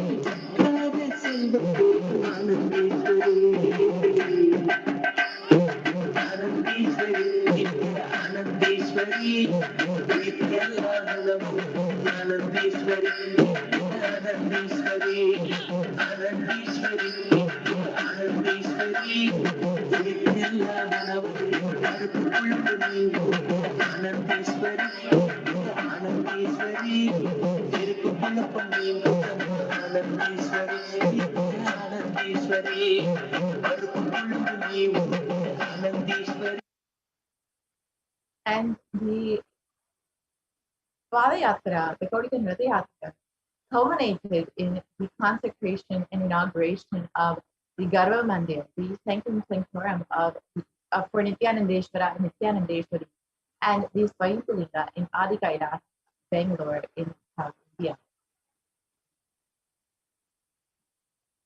And the deities were energized as Adhyavataras to radiate the energy of Paramashiva and Parashakti to create the Adi Kailasa at Sarvatipita as a ship to save humanity from this up. And the Supreme Pontiff of Hinduism created innumerable spiritual energy centers in India as safe havens during the Great Deluge. And here you can see the Kailasa in Tiruchendur, the Adi Kailasa Sarvatipita in Bangalore, and the Kailasa in Hyderabad. In 2008, the Avatar created and energized the Nithyananda Vaidya with the Anandalinga, which would protect anyone who bathes in its waters from the deadly COVID-19. Here you can see a very short clip of the Supreme Pontiff of Hinduism performing Abhishekam for the Anandalingam in the Vaidya River. Let's watch that video now.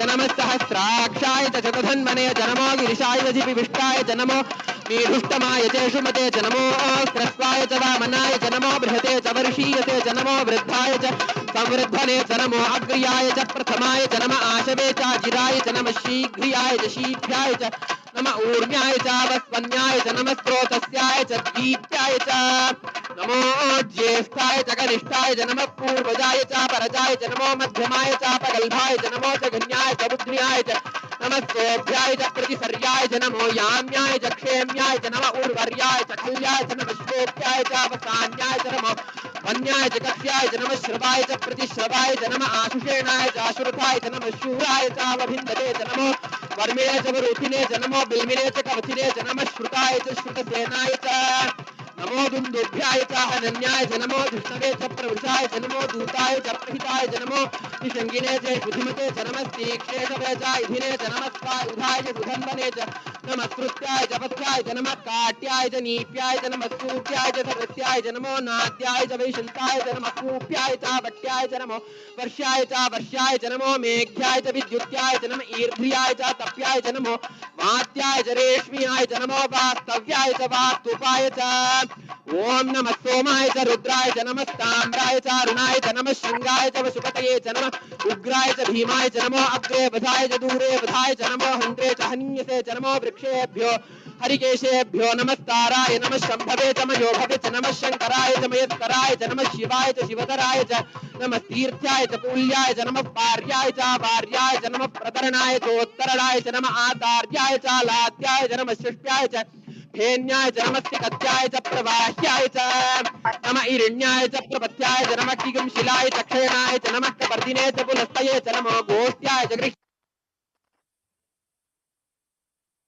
And in 2009, the Avatar held another Kodikam Yatra, which garnered international attention, creating movements where lakhs of Hindus were once again embracing Hinduism. And wherever the Avatar's feet have graced the planet Earth, there the seeds of super consciousness have been sown. And with thousands of Kailasa enlightenment ecosystems all over the world, over 1 billion people have been enriched worldwide, and the avatar remains as the only hope for each being. And here you can see in the next several photos the various enlightenment ecosystems, the Kailasa, established by the Supreme Pontiff of Hinduism, and for the sake of guiding humanity through this pralaya and to bring the superconscious breakthrough to every being. Here you can see the Kailasa and Erode, the first Nithyananda Peetham, the Adi Nithyananda Peetham. The Adi Kailasa Sadhguru Peetham in Bangalore, India. The Kailasa in Tiruvannamalai. The Kailasa in Columbus, Ohio. The Kailasa, again in Columbus, Ohio, the Kailasa in Los Angeles. The Kailasa in San Jose. The Kailasa in Seattle.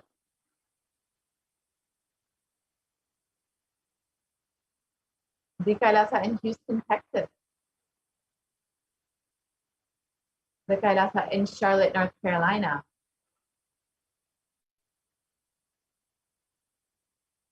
The Kailasa in New York. The Kailasa in Washington, D.C. The Kailasa in Toronto, Canada.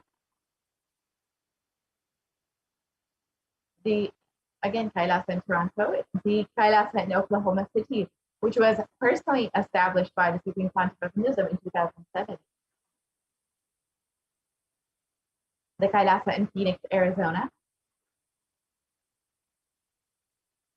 The Kailasa in St. Louis, Missouri.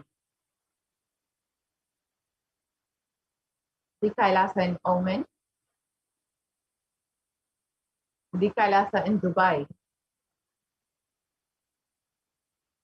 The Kailasa in London, UK. Scotland, UK. The Kailasa in Netherlands. The Kailasa in Slovakia. The Kailasa in Belgium. The Kailasa in Luxembourg. The Kailasa in Austria. The Kailasa in Germany.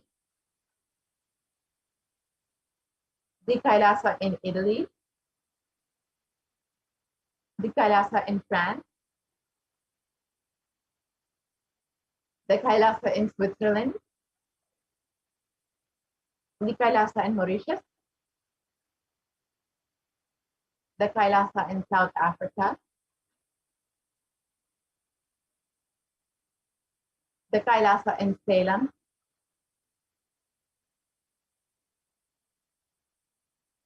And the Kailasa in Hosur. The Kailasa in Patnam. The Kailasa in Varanasi. The Kailasa in Rajapalayam.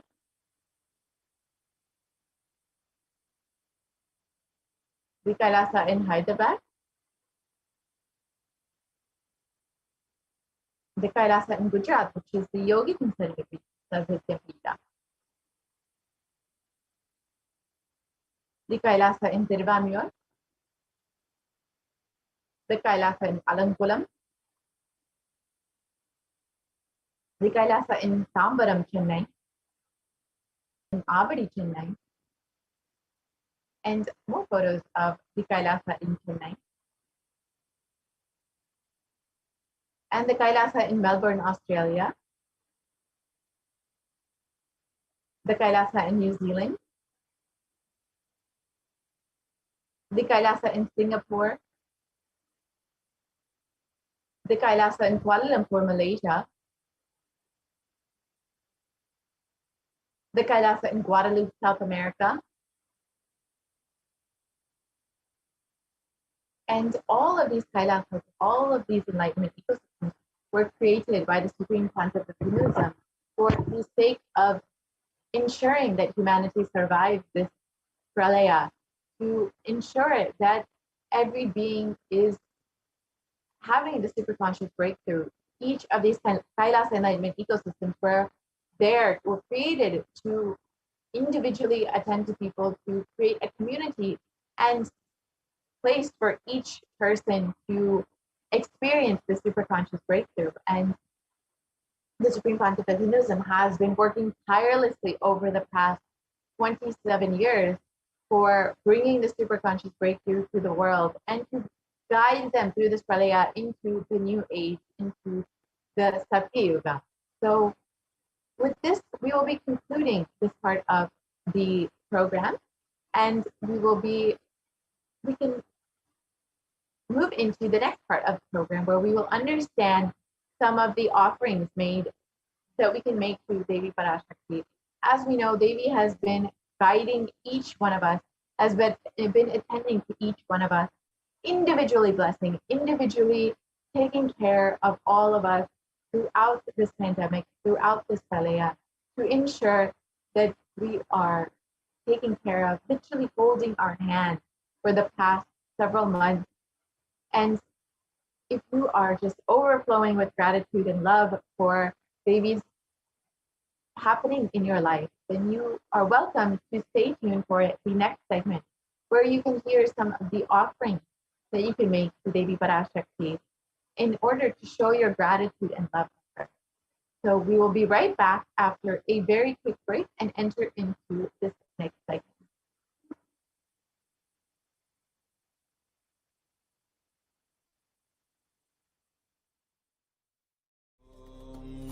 Nithyananda Paramashivoham. Om Nithyananda Paramashivoham. Om Nithyananda Paramashivoham. Om Nithyananda Paramashivoham. Om Nithyananda Paramashivoham.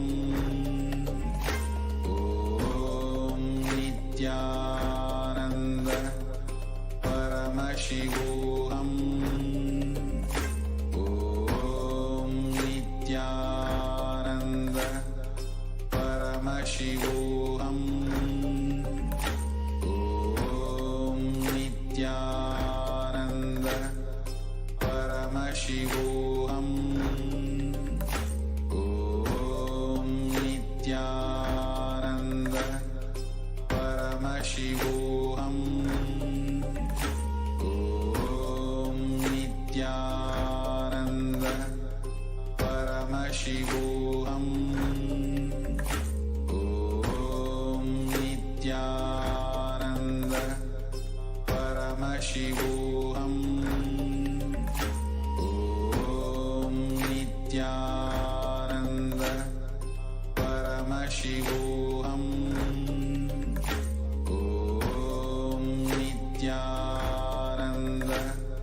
Paramashivoham. Om Nithyananda Paramashivoham. Om Nithyananda Paramashivoham. Om Nithyananda Paramashivoham. Om Nithyananda Paramashivoham. Om Nithyanandam, welcome back to all the viewers after that very quick break. Now, let us enter into the next segment on the various different offerings that you can make for Devi Parashakti.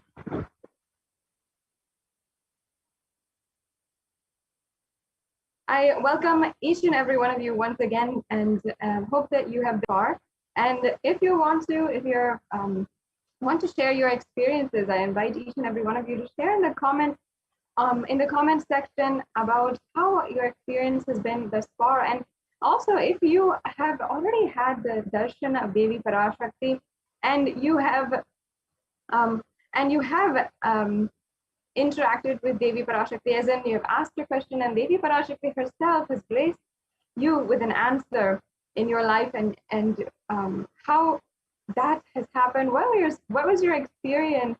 You can share in the comments below, and we'd love to see your comments and even interact with you and be able to speak with you, share your experiences, and share your experiences with all the viewers as well. Now, let us enter into this next segment, the various different offerings that you can make for Devi Parashakti.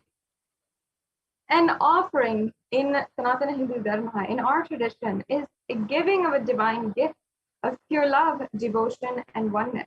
And it should not be misconstrued, misrepresented in any way to show that it is out of fear or greed. If you are seeking the blessings of Devi Parashakti and you want something, you'll see that it simply doesn't happen for you in exactly the way that you want if you are expressing out of greed. And if you are also making an offering out of fear, also, that also does not work here. In these offerings, it is only accepted only when it is made out of pure love, devotion, and oneness. And you'll see that only the offering is ever accepted and given when it is out of pure love and devotion, gratitude for the divine, for making themselves available and reaching out to us wherever we are, especially on this digital platform. And when an avatar lands, especially when we are in the very presence of the divine, that is when the offerings are purely a part of a grand Leela played out for the only purpose of enlightenment. Before we enter into this segment, and we're going to be literally peeling layer by layer of the context of offerings and explaining to each and every one of you how these offerings work, what is the science behind it, what are the sevas, what are the rituals that we do, and everything. And also, what are the scriptural references? A very important part is the references and the different historical context, the descriptions of Devi Parashakti, the spiritual, sacred context that ultimately ignites that yearning inside of us and awakens that deep, sincere seeking for something higher in our life. Now, let us now chant the Dhyana Shloka of Devi Parashakti. This is the Dhyana Shloka for Manonmani, who is the form of Devi Parashakti, is seated on the very lap of Paramashiva. So I'll now be chanting the Pramana.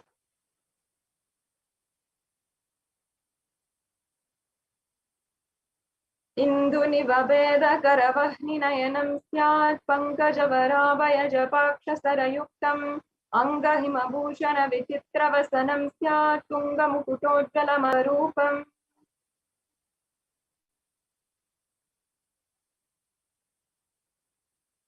Yes. Now I'll be simply chanting the English translation as well.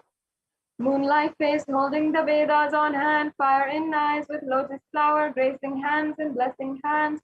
One hand with the Japamala, beautifully decorated with jeweled ornaments and wonderful clothes and shining bright crown. Her name is Manonmani.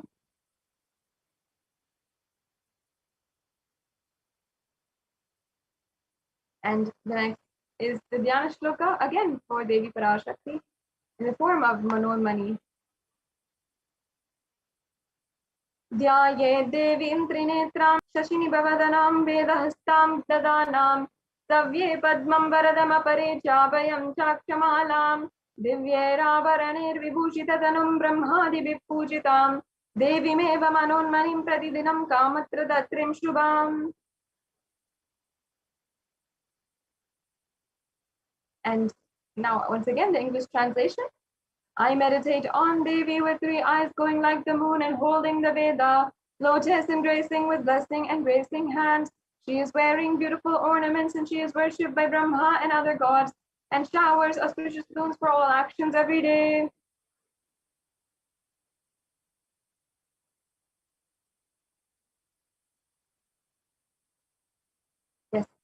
So now, in the presence of Devi Parashakti herself, having invoked her energy and prayed to her deeply for this segment, now let us enter into the next, which is the significance of gold.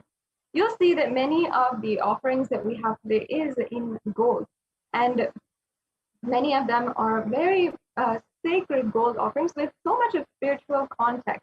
And for each offering, I'll be explaining the context behind it, what is the reference, where Devi Parashakti has been described with this offering or this piece of jewelry, and then you'll see how exactly, what exactly can benefit you from making this offering.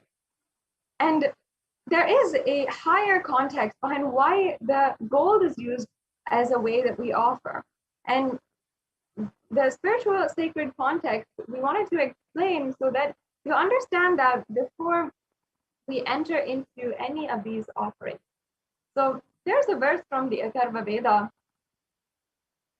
that really places and helps us understand how the Vedic Hindu, the Vedic rishis had understood and basically experimented with gold. And in our day and age, there are so many different values there's so much of value that we place on gold. For example, in this society, in social wise, we give golden trophies and golden medals to the highest pedestal for the person who has the best talent, or for the person who is the best in whatever they're competing in. It's always the gold medal in the Olympics. And as well in our relationship, and we use gold to place value in our relationship. We often give gifts in gold for the ones that we love, that we revere, and we give gifts on Mother's Day, on Father's Day, to show them how much we value them in our lives. And it's not to say that it's a bad thing that we show with gold, which has a monetary value or anything like that, but actually there is something deeper behind gold that we are actually really missing, and we're not seeing the sacred context of gold and how it actually has so much of significance. And that is exactly what this verse here in the Atharva Veda is showing us. And now let me chant that, let me just read out the English translation here. Sorry, you can go back. It says, triply born by birth is this gold, from the atoms of Agni is one. It becomes dearest to Agni. One fell away from the Soma when it was hurt. One they call the seed of virtuous and powerful Apaha. Let that triple gold be for your long life. So as you can see in this verse, the gold is associated with virtue and powerfulness, and also it is for your long life. It's associated with immortality. And of course, in mythology and popular culture nowadays, we always see the gold being associated with immortality. For example, even in so many of the books, the fantasy books, as well as the science fiction, gold is associated with immortality. And unfortunately today, it's just a subject of fantasy. But in the Hindu civilization, gold was actually used and shown, demonstrated as a powerful, sacred element. And gold was present in all of the scriptures of Sanatana Hindu Dharma. The Agamas, the Vedas, Shrutis, Smritis, the Itihasas and Puranas, all of them have displayed the gold abundantly, and they saw that it was an auspicious and pure metal, which even purifies the very being. And even the Hindu civilization had everything was built in gold and exchanged in gold. And even when one was to be saved from life-threatening illnesses, gold was offered as a ritual fee. And kingdoms were built with huge doors of gold. The streets would have huge, and the horses and cows and elephants and all of the animals that existed in the society, in the civilization, were all dressed in gold.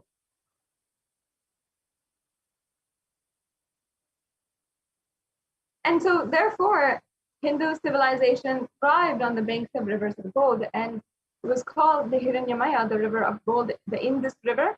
And in the Atharva Veda, the river Saraswati was called the Hiranyavartani. So gold, as you can see, is a supreme element for offering gifts to the ones you love and revere. And temples were constructed and paved in gold. Deities themselves were decked and adorned in gold. And because they have preserved the enlightenment energy for thousands of years, it was used, therefore, as a way to be a superconductor for awakening super consciousness. And deities, especially, even today, the deity of Devi Meenakshi is made out of pure gold, and some of the jewels which were offered to her in her time and when she was living in the physical body are still today used in the alankaram, the decoration, sacred decoration of Devi Meenakshi. And that exact sentiment is how we are offering today each and every one of these offerings to the avatar, to Devi Parashakti herself manifesting through the supreme pontiff of Hinduism. And you'll be able to see how several of these offerings are made of gold and have so much of sacred sentiment behind them that can literally move you to want to experience each and every one of these powerful permissions. So now let us enter into the first offering that we have today, which is the e-hundi offering. The e-hundi offering is a very simple general donation that is available for each and every one of you to express your gratitude. Now, if you are joining us on YouTube, you can use the YouTube super chat in order to make a donation and to offer through the e-hundi. And this can be any amount that you wish to offer out of your pure gratitude, your devotion to Devi Parashakti. And in fact, in the Lalita Sahasranamam, there is a verse where Devi Parashakti is referred as Bhakti Priya, meaning the adorer of devotion. So let me chant that verse. Bhakti Priya, Bhakti Gamya, Bhakti Vashya Bhayapaha, Shambhavi Sharadharadya, Sharvani Sharmadayini. And the English translation says, Devi is fond of true devotion and is realized through true devotion. She can be won over through true devotion and she removes all fears. Now, if there is any fear in your mind today, if you feel that there's something that you're apprehensive about, you can simply surrender that at the feet of Devi Parashakti through this offering. And especially during these extremely strenuous times, it is our gratitude which ultimately can lift us out of the suffering that we are going through, our gratitude for life. And suffering is ultimately, in some way or form, taking for granted how much we have been protected throughout the entire time, especially in the last 2 years. If you are surviving and in the face of true reality, especially now, this is the time that we can express our gratitude and give an offer to Devi Parashakti. So this time, the need for Devi Parashakti and the need for her worship becomes stronger.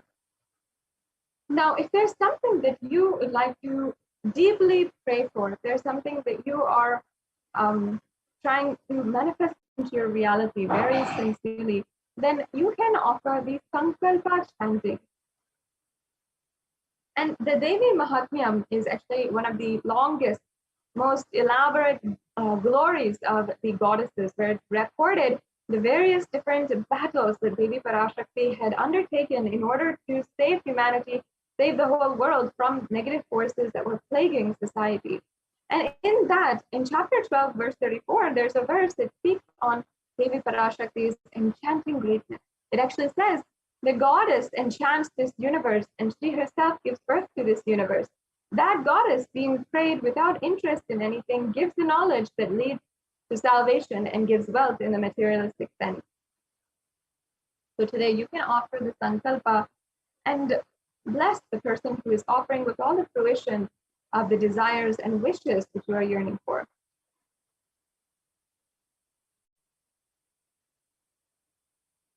So next we have the Sahasranama Swarnakasu, and this is the offering of the gold coin, which is inscribed with all of the 1008 names of Devi Parashakti. And in the Lalita Sahasranamam, verse 731, there is a beautiful verse that says, Nama Parayana Prita, literally that Devi Parashakti is the one who likes the repetition of her various names. So this, in offering to that, is an offering of the 1008 names of Devi Parashakti. and it's offered directly to the Mahameru of Devi Parashakti. Mahameru, for those of you who don't know, is three-dimensional geometric representation of the divine feminine consciousness, and it is a very powerful sacred object, sacred deity in itself, which we worship as the form of the divine. So you can offer this gold coin, which will be inscribed with all of the 1008 names. One of the beautiful aspects of this offering is that when the Sahasranama is chanted, and this is actually a very sacred practice, it's a sadhana in Sanatana Hindu Dharma, where the Ashtotara Namavali or the japa is done of the name of your Ishtadevata, your favorite god. And the Sahasranamavali is the 1008 names, the Ashtotara Namavali is the 108 names, and you will see the so many of these different names or different divine qualities of the gods or goddesses. So chanting that name, what is exactly doing is creating that space inside of us and expressing all of the divine qualities. So in order for you to be blessed, bestowed with the divine qualities of Devi Parashakti, you can offer the Sahasranama Swarnakasti. And that brings us to the Mukta Anguti, the next offering we have today, which is the finger ring with the pearl.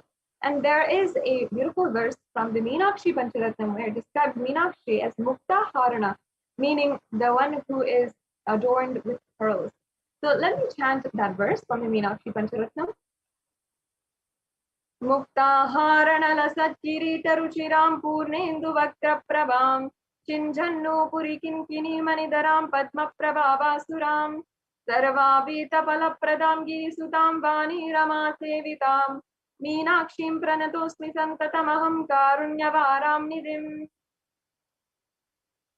And it here says, I bow down to the goddess Meenakshi, whose crown has garlands of pearls and face shining like the full moon, who wears anklets that are studded with gemstones and has small bells, who is shining like the splendor of a lotus, who grants all wishes, the daughter of the mountain, who is worshipped by goddess Vani and Rama. I remain ever bowing to that goddess Meenakshi, the ocean of compassion. And the pearl is actually a symbol of compassion. And Devi Meenakshi's very advent onto planet Earth itself is a very, very powerful advent of compassion itself. Her advent itself, her coming down onto planet Earth, and even until today, we celebrate how much she literally brought a breakthrough for the entire humanity through her happening. The Digvijayam, which is celebrated as a procession in Madurai and as well as in the Meenakshi Amman temple, and as well the Meenakshi Pattabhishekam, the coronation of Meenakshi, and then the Meenakshi Sundareshwara Kalyanam. All these three are always celebrated as a way that we celebrate. We offer gratitude for Meenakshi for happening on planet Earth and bestowing her ultimate compassion, because at her time, she had brought a very incredible breakthrough to the entire society. She had literally been so compassionate to the entire humanity, giving her life to pulling the entire civilization forward. And for the first time, all of the 56 Devas that were once scattered across the world, she had brought under one sovereign rule and brought a breakthrough in the knowledge, the advanced civilization of Hindu civilization. So now with this Mukta Anguti, you can literally offer the symbol of compassion to the very ocean of compassion, which is Devi Meenakshi.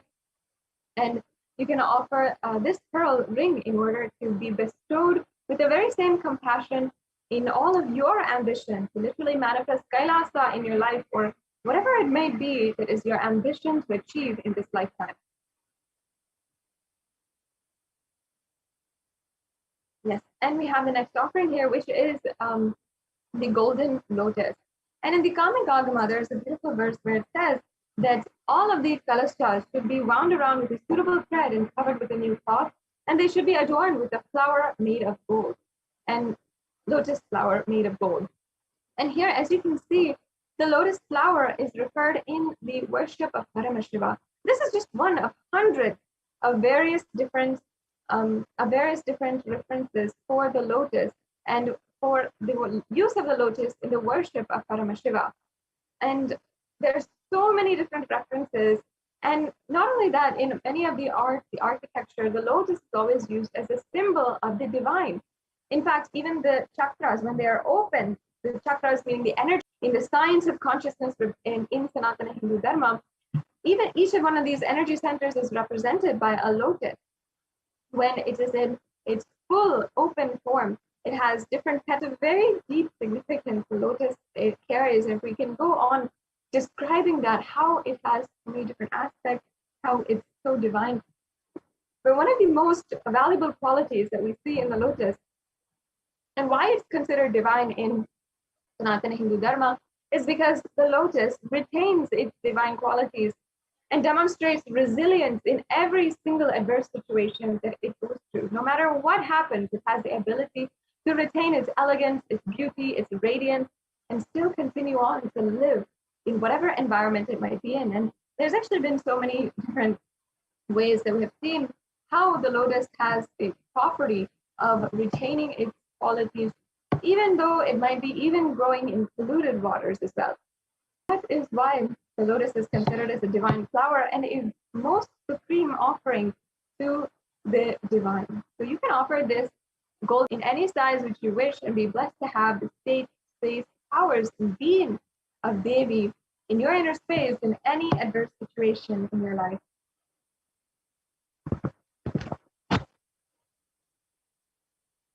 The next offering we have is the Swarnameti, the golden toe ring. And this toe ring is actually probably very popular nowadays. It's used in many cultures, especially in the Indian culture. We've started to grow to like the toe ring. And it's become a part of our mainstream fashion as well. But if you actually see the references and see the history, the toe ring has its root and its origin in Sanatana Hindu Dharma. And it actually has a sacred context, especially in this very verse that we have here. In this verse, which is from the Saundarya Lahari, it describes the glory and the power, grace of even the toenails of Devi Parashakti. The very last few centimeters of Devi Parashakti is considered to be so powerful that it's able to remove all the ignorance, all the darkness in your life. And for Devi Parashakti, perhaps you may not be able to conceive the whole form of Devi Parashakti, her huge, magnanimous form. But even if you simply have the grace of her, just the last centimeters of her body and the full form, and you understand, you start to conceive, you literally open your eyes to Devi Parashakti, even her very feet and her very toenails. You'll simply be able to experience the ultimate experience. So let me chant that verse from the Saundarya Lahari. Nakhadiditi samchanana majjanatamo guna padadvaya prabhajala parakrita saroruha. And it says here, you whose brightness from toenails destroys the darkness of ignorance from the minds of your devotees who prostrate at your feet, you whose brightness from your 2 feet overpowers that of the lotus flower.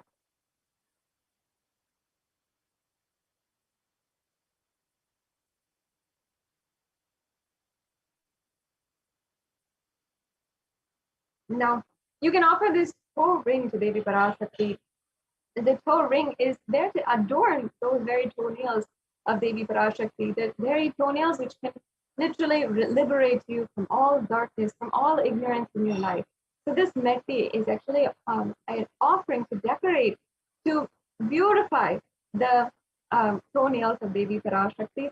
And in fact, in the Hindu custom, when the Hindus, the women are married, the brides always are invoked as the embodiments of Devi Parashakti and also adorned with this toe ring. Very beautiful aspect of the Hindu tradition as well. So the next offering we have here is the Swarna Mangtika. The Swarna Mangtika is referred also where Devi Parashakti is described as Shuddha Sarabhi Varshani, or she who makes the nectar flow in all of our nerves from this Hasrara, the one who gives a very pleasant experience of the ultimate. And the Mangtika represents the nectar flowing from the Sahasrara Chakra. which is fully open. That's such a beautiful significance. As I was explaining earlier, the Sahasrara Chakra is the fully opened chakra at the top of our head, and it is represented by the expression of gratitude, and is opened with the grace of the Guru, with the grace of anyone who is enlightening you, the divine. And when that is fully opened, when the Sahasrara Chakra is fully opened, it is described as a 1,000-petaled lotus, and the nectar is overflowing from it, representing that very blissful experience of the divine, of the ultimate. So you can offer this Bhang Tika to Devi and receive the blessings of achieving the blissful state of overflowing gratitude and the space of complete completion. Yes, and now we have the Pratyaksha Pada Puja. This offering cannot be described in words, and it is any word, any description, it's just too small to describe the Pratyaksha Pada Puja and that deep and intimate connection with the Guru in your life. There is a beautiful verse from the Guru Padaka Stotram composed by Sri Adi Shankaracharya, who is an incarnation of Paramashiva himself, where it says that the feet of the Guru, the sacred feet of the Guru, is literally the boat which brings you across the Ananta Samsara Samudra, meaning the endless or seemingly endless ocean of samsara or suffering. And this beautiful verse describes to us how that one might feel when they are literally perhaps finding yourself in that ocean of samsara, where in every direction that you see, there's only a raging, storming ocean. And many of us in that, or might be finding ourselves in that situation right now, where in every direction you are only seeing just a storming, raging ocean, and you're not able to see an end in sight, and you're simply stranded out in the open, in the middle of the ocean, not knowing what to do. And beneath you, if you just drown, you will perish. But in life ahead of you, you cannot see an end in sight for the endless suffering that you are going through, whether it is because of the loss of the loved ones or the loss of and the destruction of your home due to the natural disasters that are been plaguing in all directions, in all different places across the world, or it is because of the burden of needing to take care of the people whom you are responsible for, but you're not able to fulfill them in any way. If you are feeling like this, it is the Guru Paduka that can ultimately bestow the grace of literally being the boat which sails you through this whole cosmic deluge. So you can simply offer this Pratyaksha Pada Puja to the feet of the Guru and be able to offer to the Guru a very powerful offering, this Pratyaksha Pada Puja. So once again, the links are provided for you to make a payment immediately if you'd like, and you can plan for the Pratyaksha Pada Puja and offer it either on Krishna Janmashtami, on Ganesha Chaturthi or Navaratri. And we'll also be going over the steps of how to plan for Pratyaksha Pada Puja if you'd like to make this offering in your own time, perhaps when you have a special occasion, a birthday, a marriage anniversary, or something like that as well. And the next offering we have is the Vastra Seva, which is another offering for the Guru, offering the sacred cloth, and this bestows you with the deep protection of the Guru in your life. So this brings us to a conclusion of all the various offerings that we have today, and we'll be shortly going on to the next segment. Before that, as you can see here, we have all of the various different offerings that is in a summary table for you. We have the E-Hundi offering, the Sankalpa chanting as well. This is again just $1, so you can make it this offering, and it will be a very powerful way that you can offer to Devi Parashakti and manifest your conscious reality, your conscious you can manifest your reality as you want it. We also have, again, the Devi Sahasranama Kastu, the Swarna Mantika, the Swarna Metti, the Mukta Angati, Pratyaksha Pada Puja, and the Vastra Seva. And as you can see, there's also different levels of the offering. So you don't have to feel insufficient in any way.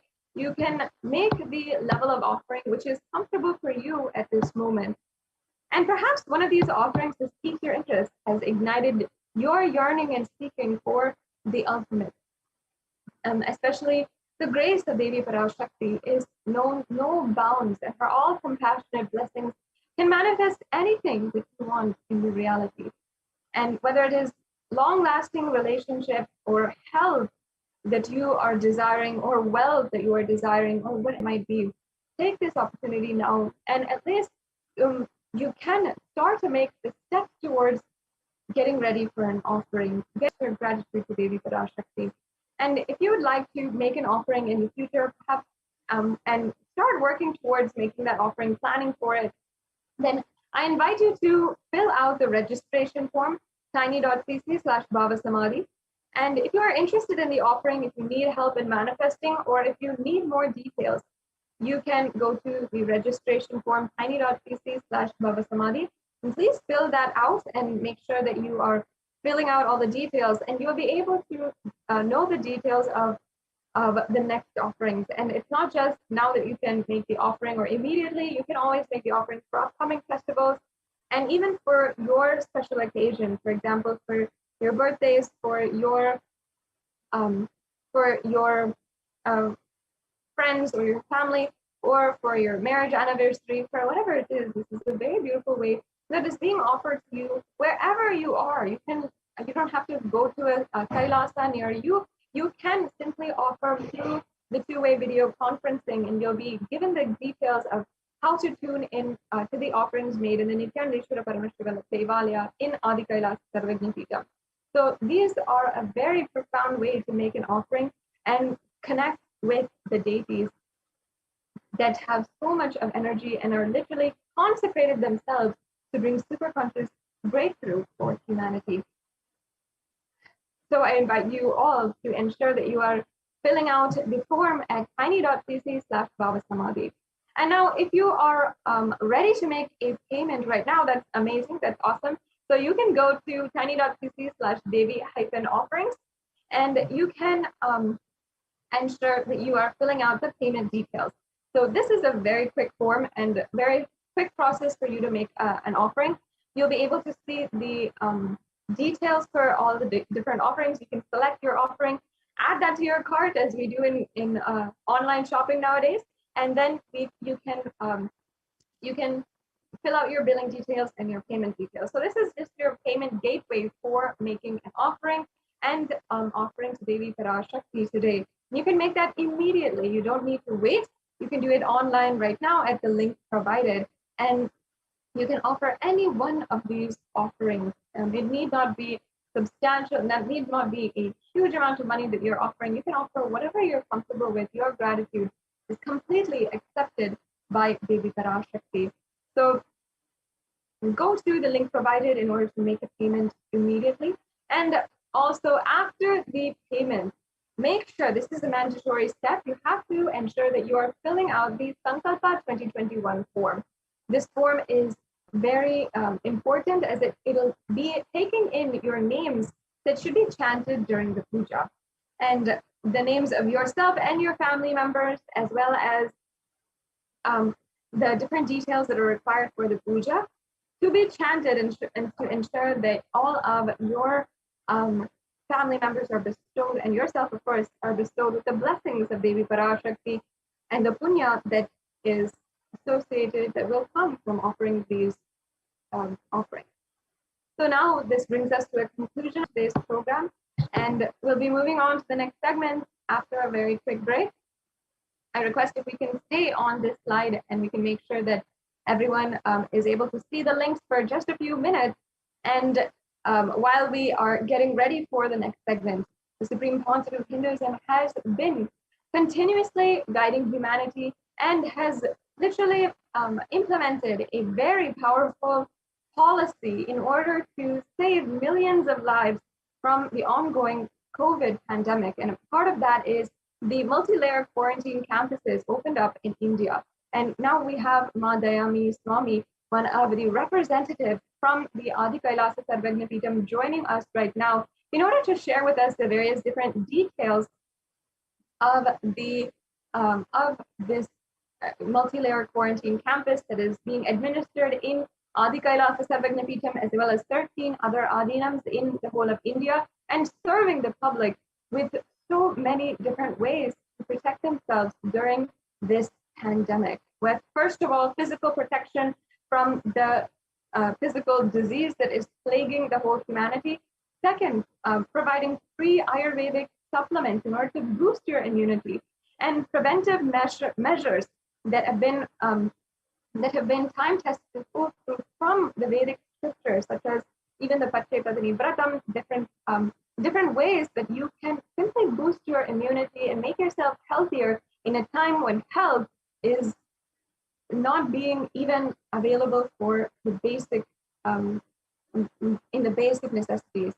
And as well, we will be going over and seeing the different routines and the health policies that have been administered and executed by various executives and representatives across Kailasas all over the world, including even ensuring that sustainable farming is started in the Adi Kailasa Sarvagna Peetham, as well as Kailasas across the world, so that self-sustainability is promoted, prolongated, and perpetuated, and we start creating model communities which are living based off of a self-sustainable lifestyle for many means, including reducing the effects on global warming, as well as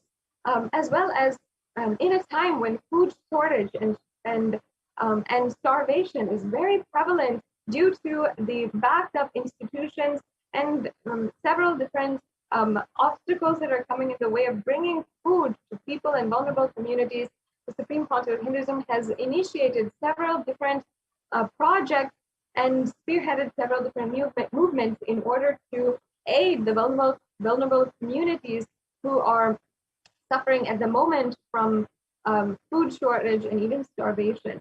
And the Supreme Council of Hinduism has guided, and across the world, Kailasas and several different district administrators have ensured that the policy has been put in place in order to provide free and healthy solutions during this extremely crisis time. And as well, the United Nations, one of the most profound and most contributing international peacekeeping organizations, has recognized the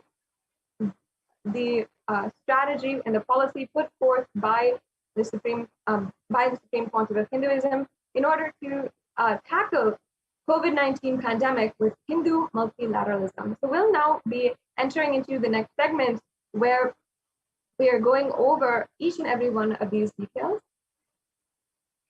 And shortly we'll be joined by Ma Dayami Swami to go over each and every one of these details. And truly, it is something that you can look forward to, and we'll be coming back right to you after a short break for this segment.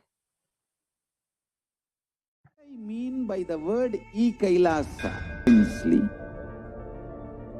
enlightenment ecosystem, literally enlightenment itself, in your own home, wherever you are.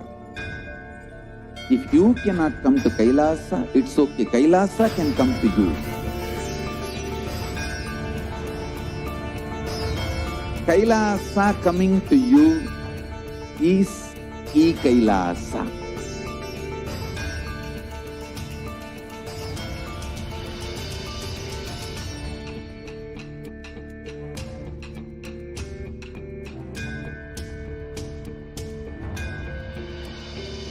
I will revive Hinduism. I am a Hindu revivalist, not by any revolution, but by evolution.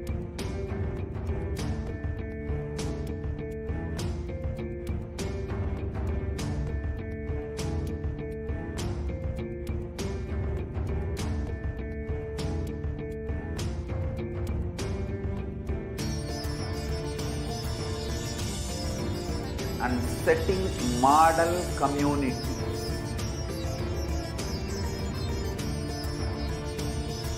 Kailasas, enlightenment ecosystems, Sarvanya Pitas all over the world.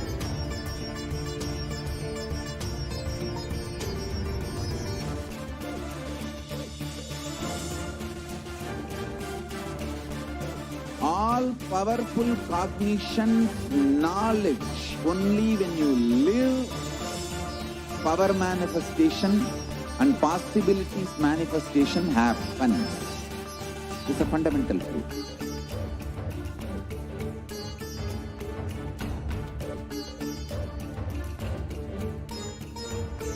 Hinduism cannot live exclusively as one sampradaya. No. All sampradayas of Hinduism is an ecosystem.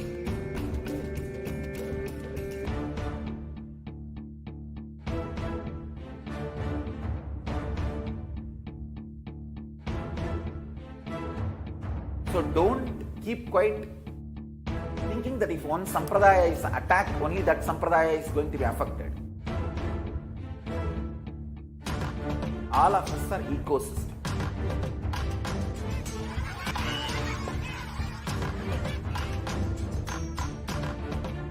I invite all of you to get involved and enjoy Hinduism by the principle of Dharmo Rakshati Rakshitaha. When you protect Dharma, Dharma protects you. We will make the whole planet flourish spiritually. The spiritual prosperity will happen to the whole planet. We all have to coexist together.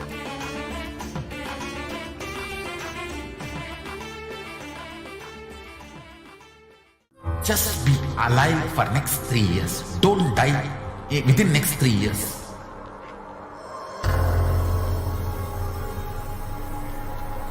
Just don't die within next 3 years. Be alive. Somehow be alive. I'm working sincerely. I will reach you somehow. Somehow I will reach you. It's my commitment to humanity.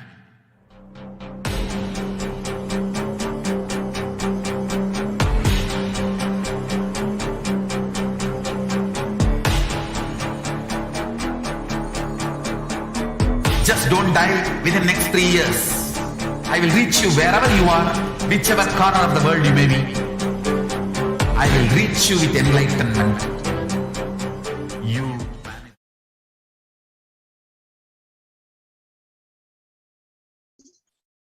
Nithyanandam, welcome back. So in this segment, we are going to learn about Kailasa's multi-layered quarantine opportunity for India during the COVID-19 as a practical solution resulting in health, joy and bliss. With the blessings of the Supreme Pontiff of Hinduism, let's start. Nithyanandam Paramashivoham Kevalam Jnanamurtim Dandvatitam Gagana Sadusham Tattvamasyaadi Laksham Ekam Nityam Vimalamachalam Sarvadi Sakshibhutam Bhavatitam Triguna Rahitam Sadgurum Tam Namami.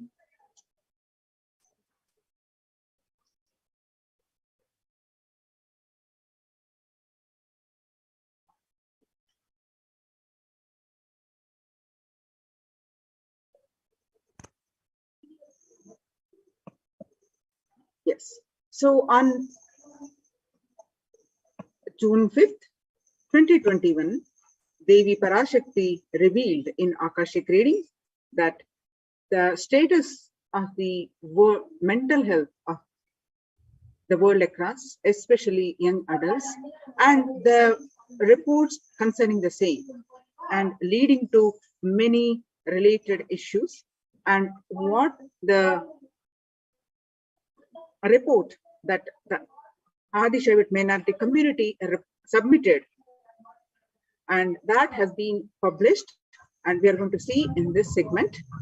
So on 5th June 2021, Devi revealed that, listen properly people, the only way to protect yourself from this overflowing cosmic pralaya and from the demonic people who search for destruction for themselves and for others because of pralaya, go to Adi Kailasa, getting shelter at the feet of Paramashiva. Save yourself from corona and death, economic crisis and mental collapse that is formed because of corona. Save yourself and move towards living enlightenment. Move towards Paramashiva, Parampurul. Do yoga and tapas, doing seva to all the devotees of Paramashiva.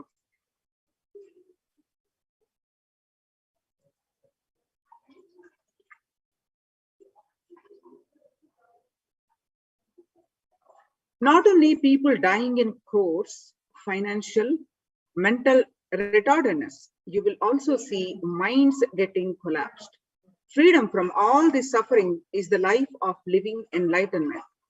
First, prevent yourself from this deadly corona, O people.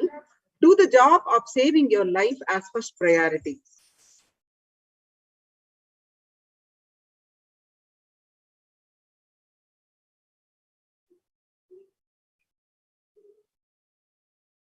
Just for that, I have opened the doors of Adi Kailasa. For all those in the universe, not only human beings, as even siddhas, jnanis and yogis have come and are doing penance in Adi Kailasa. For everyone who come, goodness, prosperity, jnanam and yogam will overflow. Do not have fear, bliss is there. Do not have worry, I will protect with goodness.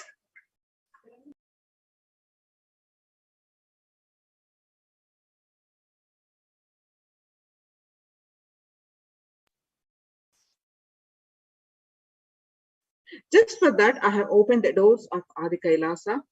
For all those in the universe, not only human beings, as even siddhas, jnanis and yogis have come and are doing penance in Adi Kailasa. For everyone who come, goodness, prosperity and jnanam and yogam will overflow. Do not have fear, bliss is there. Do not have worry, I will protect with goodness. Happiness is there, enlightenment is there.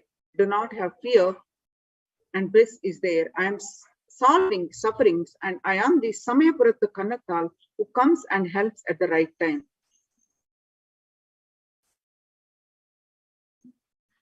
And across the world, the unemployment, creating the mental stress. According to this study, the unemployment rate predicted to reach 10% amidst the coronavirus pandemic, pushing Australia into recession. Unemployment is set to soar its highest rate almost 3 decades. 1.4 million Australians expected to be out of work. This is just an example, and this is the similar state across the world in all countries of this world. The overall report is the unemployment rate will rise from 5.1% to 10% in June. The Treasury figures, but estimates show the rate would have been higher without the Job Keeper program. The Treasurer said that the economic shock from coronavirus was said to be far more significant than the global financial crisis.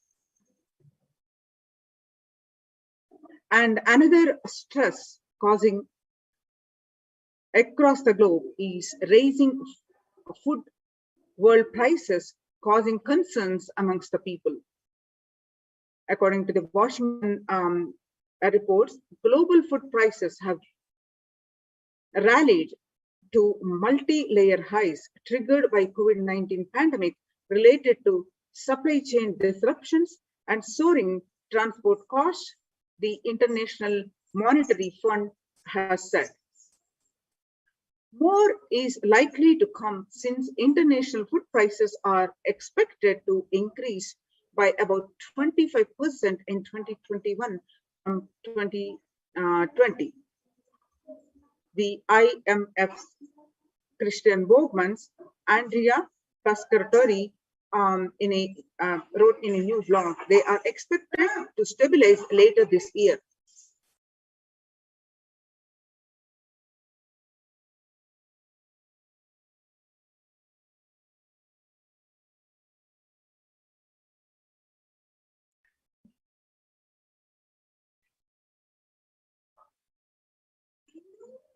The rising food world prices causing the concerns amongst the people.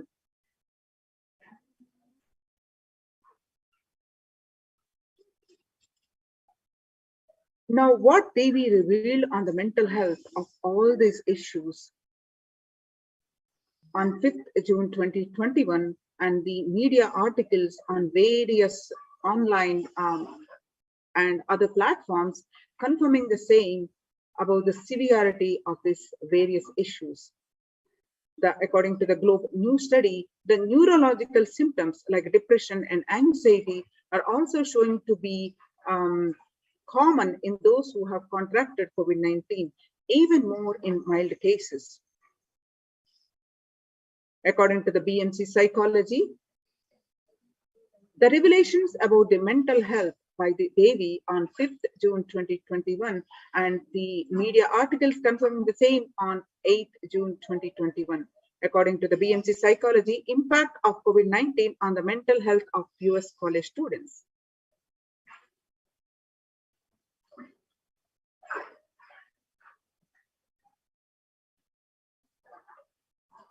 The results indicate that the students closer to graduating faced increases in anxiety, which is 60.8%, and feeling of loneliness, which is 54.1%, and depression, about 59.8%. Many reported worries for the health of loved ones. Most impacted their mental health status, about 20%, and the need to take care of family most affected current and future plans, 31.8%. Almost one half of students took to exercising and other remedies. The rates of anxiety and depression among the college students continue to soar, the researchers at the Dartmouth College, who tracked the moods of the about 200 college students for 4 years, say levels are at their highest. The research by the Lauren Lumpkin, a report submitted on June 10, 2021. The Dartmouth College researchers began tracking about 217 students when they entered the school as freshmen in 2017. In the hopes of understanding how they behave, they have seen students' stress levels rise and fall, usually in tandem with the midterm and final exams. But since the onset of the coronavirus pandemic, the rates of depression and anxiety have soared and have showed no signs of coming down, said the Andrew Campbell, a researcher and computer science professor.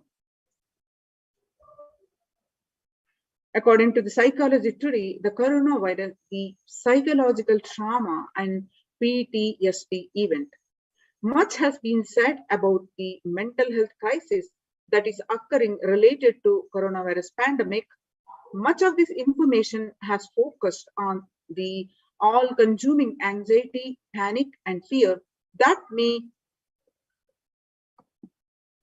many are experiencing.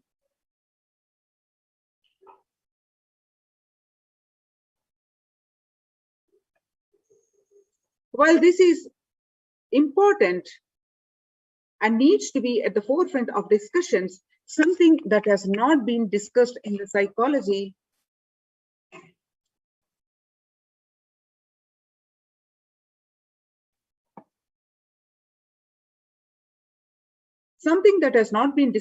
psychologically traumatic nature of what our nation and our world is experiencing.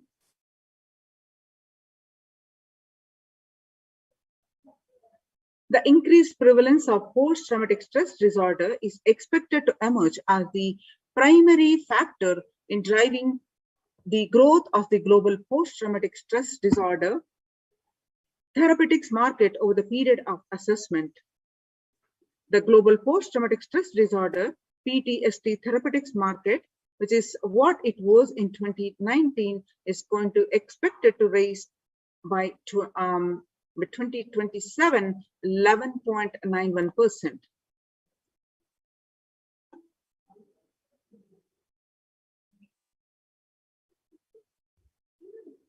The coronavirus pandemic impact on global mental health is already extremely concerning, the United Nations says.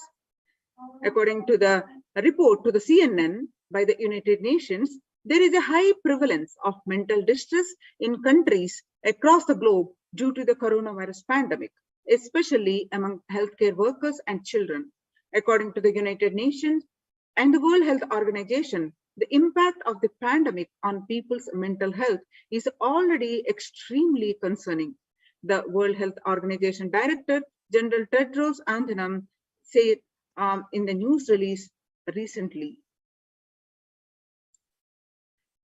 The Tedros added to the news release to CNN that it is mental health needs must be treated as a core element of our response to and recovery from the COVID-19 pandemic. So the solutions that Devi suggested, doing yoga and practicing the spiritual practices and serving Paramashiva and the various satsang, the supreme pontiff of Hinduism, also stressed all these doing yoga and the other spiritual practices and serving Paramashiva. The yoga greatly improves mental, spiritual, and physical health. People who practice yoga experience less anxiety, less depression, and fewer symptoms of post-traumatic stress disorder. Yoga also improves well-being, including increased gratitude, relatedness, acceptance, centeredness, empowerment, self-esteem, compassion, self-awareness, and hope. Yoga can help us to manage stress and self-regulate, an important tool in the current time. We are all equipped with innate coping strategies for responding to stress, but sometimes our stress response can become out of balance. We are living in a world that regularly activates our sympathetic response, the body's way of responding to stress, sometimes called fight or flight. This is balanced by our parasympathetic response, the way our body helps to rest and relax. Yoga can help bring our parasympathetic response back online and allows us to find balance. Activating our parasympathetic response brings us into a more restful space and allows us to find calmness, connection, and compassion. The deep mindful breathing of yoga and meditation stimulates the vagus nerve, which activates the parasympathetic nervous system and supports self-regulation and stress management. Yoga can be a valuable tool for self-care, especially in the challenging times. Yoga is now being used as an empirically based treatment, often in combination with other interventions, with benefits for both physical and mental health. Many clinicians are recommending yoga as it may help support the effectiveness of traditional treatment approaches. According to the Psychology Today, when we actively choose a tool of self-care, we better equip ourselves to survive and seek resilience in different circumstances. While it is but one tool, yoga offers the potential for connection and well-being, even in these challenging times.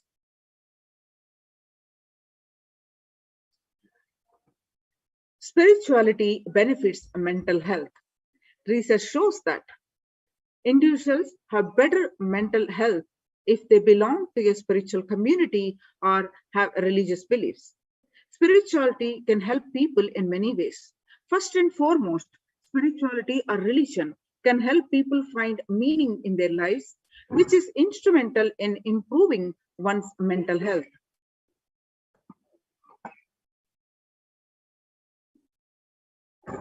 Spirituality can help you to connect with your divine self.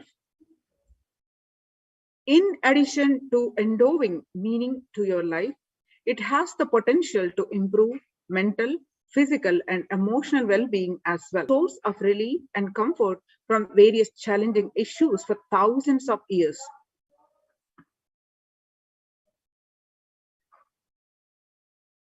Revelations to the world by the Supreme Pontiff of Hinduism, Jagadguru Mahasannidhanam, His Divine Holiness Bhagwan Nithyananda Paramashivam, on 22nd May 2021. Paramashiva is very clear. Focus on making your body alive, life alive. Mind is obsessive compulsive reaction. It is nothing but a bunch of unconscious reactions. Do not try to sympathize with the mind. Make your body and life alive. That is the only priority for all of you. I am talking to everyone who has a little love and sympathy for me. For all of you, take this as a Guru walk. Make your body consciously strong. Gym will build muscles, make you look very nice in the outside, but only yoga and Ayurvedic lifestyle will make your body conscious. Just see all over the world, all the gym bodies are just dropping dead. Only yoga will make your internal organs strong and your ability to manifest consciousness strong. Let me give you the solution from Paramashiva to protect yourself from this whole pradaya, not just from corona. The amount of depression, mental suffering, the way the whole world is suffering, the kind of poverty happening, people losing their job, income, having insecurity, comforts being lost so much. Just make your life extremely strong. 3 years back, I said, keep yourself alive for not next 3 years. I have enough evidence that 3 years back, I trained the whole Kailasa. First, devotees in their own homes. Second, Kailasa-vasis inside the Sangha, physically, mentally, psychologically, or consciously for quarantine lifestyle. For being active without getting mentally broken by being in one place. Doing intense yoga, making the body and internal organs strong, taking bay leaf, neem juice, tulasi, haritaki, triphala churna, and Ayurvedic lifestyle of less food and more energy, more activism. I only told it is for an important reason. Please wake up, quarantine yourself and build your body.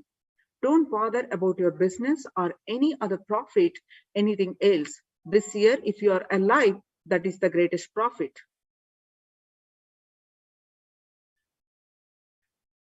Now, what Supreme Pontiff revealed on many satsangs and what Devi revealed in Akashic readings of the effect of the mental health and various situations, and in Kailasa's ecosystems, the Supreme Pontiff of Hinduism successfully implemented all these practices and saved many lives. And a report's been submitted to the United Nations in the month of June 2021 by the Adi Shaivite minority tradition Hindu community, which has been published a few days ago by the United Nations. So United Nations recognizes Kailasa's report on the COVID-19 and multilateralism. You can see the screenshots projected here. You can go to the Supreme Pontiff of Hinduism's Facebook page and click on this link and read the whole article by yourself. And some more screenshots are projected here of the whole report. So what are the key factors in this report which got published in the website of United Nations? www.ohchr.org from the Adi Shaivat minority tradition Kailasa Union. The globalization of disease has led the world to be only as resilient as the least resilient country and person, especially for highly contagious COVID-19, which has spread the scale and severity not seen since Spanish flu. The variants of the virus, such as Delta, Delta plus Epsilon, Gamma, continue to threaten even those vaccinated. Secondary diseases, such as black fungus, are targeting COVID patients and killing almost 1 in 2 persons in such cases. More precious and important than all economic principles or systems in totality, because all these concepts are legitimate only because of their utility value, which is to fundamentally make human life better. At least until this ongoing crisis ends, all economic policies related to money, banking, fixing prices of commodities, etc., need to be revised to make sure no human being suffers from hunger or the absence of required medical care. For this purpose, Kailasa has presented a detailed report on effective solution for COVID-19 through multilateralism that was published by the United Nations on their website www.ohchr.org. The earlier reports recognized by the United Nations, a report on the rights of indigenous women and girls, and the second report on femicide. And the third report, terrorism, a report by the Adi Shaivat minority tradition, ASMT, Hindu Community Kailas Union, submitted in the month of June 2021 and got published recently about 12 days ago. What are the key obstacles presented? The first, globalization of disease has led the world to be only as resilient as the least resilient country and person, especially for a highly contagious COVID-19, which has spread with a scale and severity not seen since Spanish flu. The variants of the Delta plus Epsilon Gamma continue to threaten even those vaccinated. Secondary diseases such as black fungus are targeting COVID patients and killing almost 1 in 2 persons in such cases. Second, distorted policy decisions and conflicting principles to polarizations amongst the nations and within, leading to various extremes such as the hoarding of vaccines in some places, the wastage of vaccines in others, and an unaddressed shortage of vaccines globally. Third, the pandemic has exposed the fragility of the global system. The disruption of the supply chain is especially worrisome for essential food supplies, which disproportionately affects the already most vulnerable even more.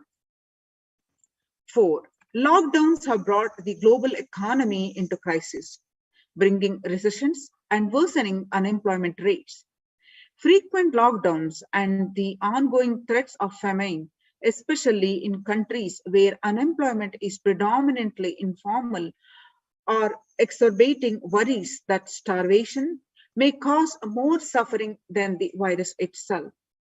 Far from the SDG 2 zero hunger, the number is now predicted to come close to 1 billion. You can see the supporting articles here.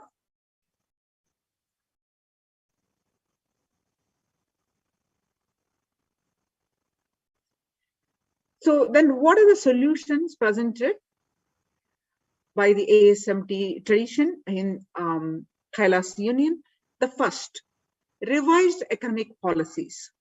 Human life is more precious and important than all economic principles or systems in totality, because all these concepts are legitimate only because of their utility value, which is to fundamentally make human life better. At least until this ongoing crisis ends, all economic policies related to money, banking, fixing prices of commodities, etc., need to be revised to make sure no human being suffers from hunger or the absence of required medical care. As per Hindu principles, the world, including the economy, evolves through 5 phases. First, creation or growth. Second, sustenance or stagnation. Third, recession or revitalization. Fourth, reinvention. Fifth, breakthrough. As per Hinduism, conventional economic growth is observed when best practices are applied diligently. However, during times of crisis led us to the 4th and 5th phases, wherein the need to reinvent and deliver a breakthrough becomes both a survival need and an opportunity to surpass any means and measures of conventional economic growth. According to the Keynesians, increased public expenditure during the Great Depression of 1929 improved economy. However, the government never completely gave up trying to balance the budget, which resulted in it never spending enough to bring the economy out of recession until the Second World War. Similarly, the current crisis requires governments to temporarily discard trying to balance the economic interests that compromise quarantine safety and put human life at risk, and rather reinvent their economic strategies for benefiting during the subsequent breakthrough period after the end of the crisis. The second solution presented is Hindu multilateralism. There is an immense inequality in the capacities of governments, organizations, and people on 2 grounds. First, the health response. Second, economic recovery. Surviving the highly contagious COVID-19, where the world is only as resilient as the least resilient country, and the person requires governments, organizations, and people to collectively address the crisis. From 3200 BCE, 56 nations in Asia had multilateral treaties based on the Hindu principle Vasudhaiva Kutumbakam. That is, the scriptural reference from Maha Upanishad, chapter 6, verse 71 to 73. That means the entire world is my family. You can see the supporting articles here.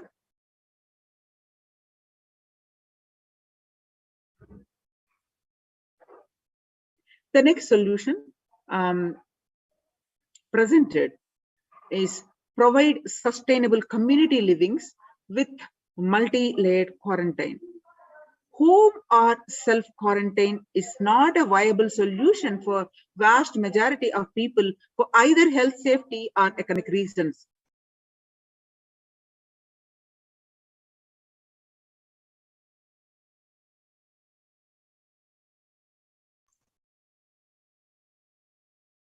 Home or self-quarantine is not a viable solution for a vast majority of people for either health, safety, or economic reasons. In Assam, home quarantine has been reported to be a primary reason for a large number of deaths. In some places, governments have moved people out of home quarantine to COVID care centers. Other issues linked with quarantine, especially in small houses, are mental health problems, such as an increase in suicidal ideation.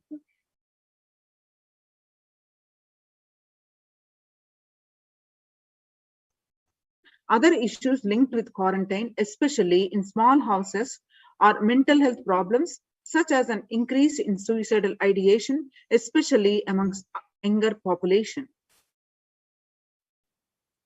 This requires friendly quarantine setups which are self-sustained and sufficient in terms of food stock and supplies, recreation, employment, education, etc. In India, state governments have attempted to provide free and paid solutions which face various challenges related to hygiene, exorbitant pricing. Some facilities have seen challenges related to requests for private accommodation. Experimental townships such as Auroville have demonstrated a fair amount of success in creating a friendly, safe, and a compliant quarantine facility. However, solutions such as Auroville are not open to the public.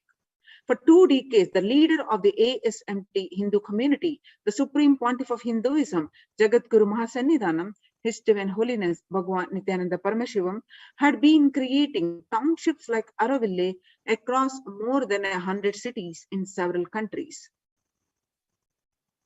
Most of these townships, such as the ASMT Monastery, India, Bangalore, have been opened to offer multi-layered quarantine as a free public service with free food accommodation, free internet to work from home, that is monastery. The ASMT community has seen a fair amount of success in these townships with 0 reported cases of COVID infection in the past 2 years and has already saved many lives. The Supreme Pontiff of Hinduism, Nithyananda Paramashivam, has urged citizens worldwide, especially from regions severely affected by the pandemic, to protect themselves as the topmost priority and avail these free quarantine facilities that the community has created. Especially as home quarantine has failed for many and is known to be a primary reason for a large number of deaths in many scenarios. The Supreme Pontiff of Hinduism, Nithyananda Paramashivam, has emphasized the need and urged the government worldwide to provide food, safety, medical care, shelter, and all survival needs to all human beings under their care, with absolute multi-layer quarantine until coronavirus is eliminated from planet Earth, is including all different strains of the virus. You can see the supporting documentation here. Now, educate citizens on individual pandemic management. Unlike previous pandemics, the current era provides active, real-time, and visual abilities. Underreporting of this data may give false hope and make people reckless. Exaggerations in reporting can also make people reckless, and they may feel eventual death due to a coronavirus is inevitable. Proper education is extremely crucial as it will dramatically reduce the number of deaths and reduce the challenge on healthcare systems. Alcohol-related deaths have hit a record high during this pandemic, and long post-lockdown liquor lines are some extremely worrisome issues regarding which people need to be educated. As a top priority, people need to be given a confidence in their life and security about their future for them to stop behaving recklessly or fall into depression. Leveraging best of different economic systems based on charity, barter, and money. This is the next solution provided, suggested by the Kailasa Union. Ancient economic treatise by Paramashiva, the primordial Hindu divinity, describes 3 kinds of economic systems and their principles. For things that do not perish by sharing, such as education and knowledge, Paramashiva recommends that no fee be charged. For survival needs such as food and healthcare, barter and charity are recommended. For all other infrastructure development works, services, and commodities, gold and conventional currency-based transactions are allowed. These systems are still in practice in the modern day, but grossly overlooked and not sufficiently studied with their close relation to mainstream economics. The World Health Organization and the GISAID provided early access to data regarding the virus. This is an example of an open knowledge-based economic policy where critical data about the virus was not monetized. Similarly, South Korea helped the USA testing kits, and there was a hope that this would lead to a reciprocal arrangement in terms of vaccines, which is like a barter-based model allowed in food and healthcare. The next suggestion is Hindu policies for food security. A highly effective concept for ensuring food security in ancient Hindu nations was that of food grain banks. These were prevalent until the 18th century. The elderly in villages would start food grain banks with the seed capital of grains collected by. If any person met with a crisis such as a crop failure, and the food grain bank would lend him grains in exchange for an interest, the compound interest was not was prohibited in these grain banks, which the debtor was expected to return with the principal grain amount during the next harvest. The bank would expand its reserves of food grains based on interest earned and donations. At the time of severe crisis such as famine, the entire village would be able to withdraw these grains, and if required, all such grain loans would be written off on humanitarian grounds. In Hindu temples, food is shared for free as a policy. This was the case in both ancient times and in modern times. For 27 years, every month, the Hindu ASMT community has served more than 3 million free organic meals in religious gatherings to everyone without discrimination, and has served over 1 billion free meals in total.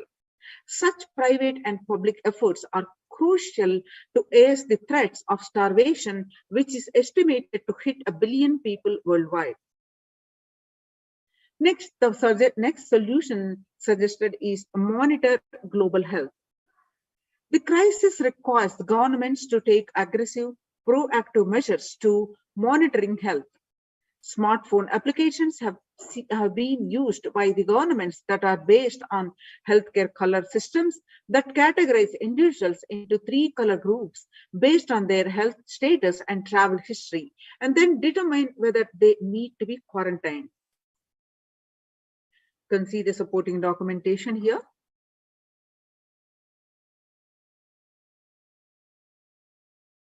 Though they were privacy-related concerns associated with these application approaches, agile daily reporting systems for accounting of newly suspected, diagnosed asymptomatic cases, number of deaths, and generating area-wise statistics have played an important role in proactively responding to curb the spread of the disease, and are being considered for implementation by various countries.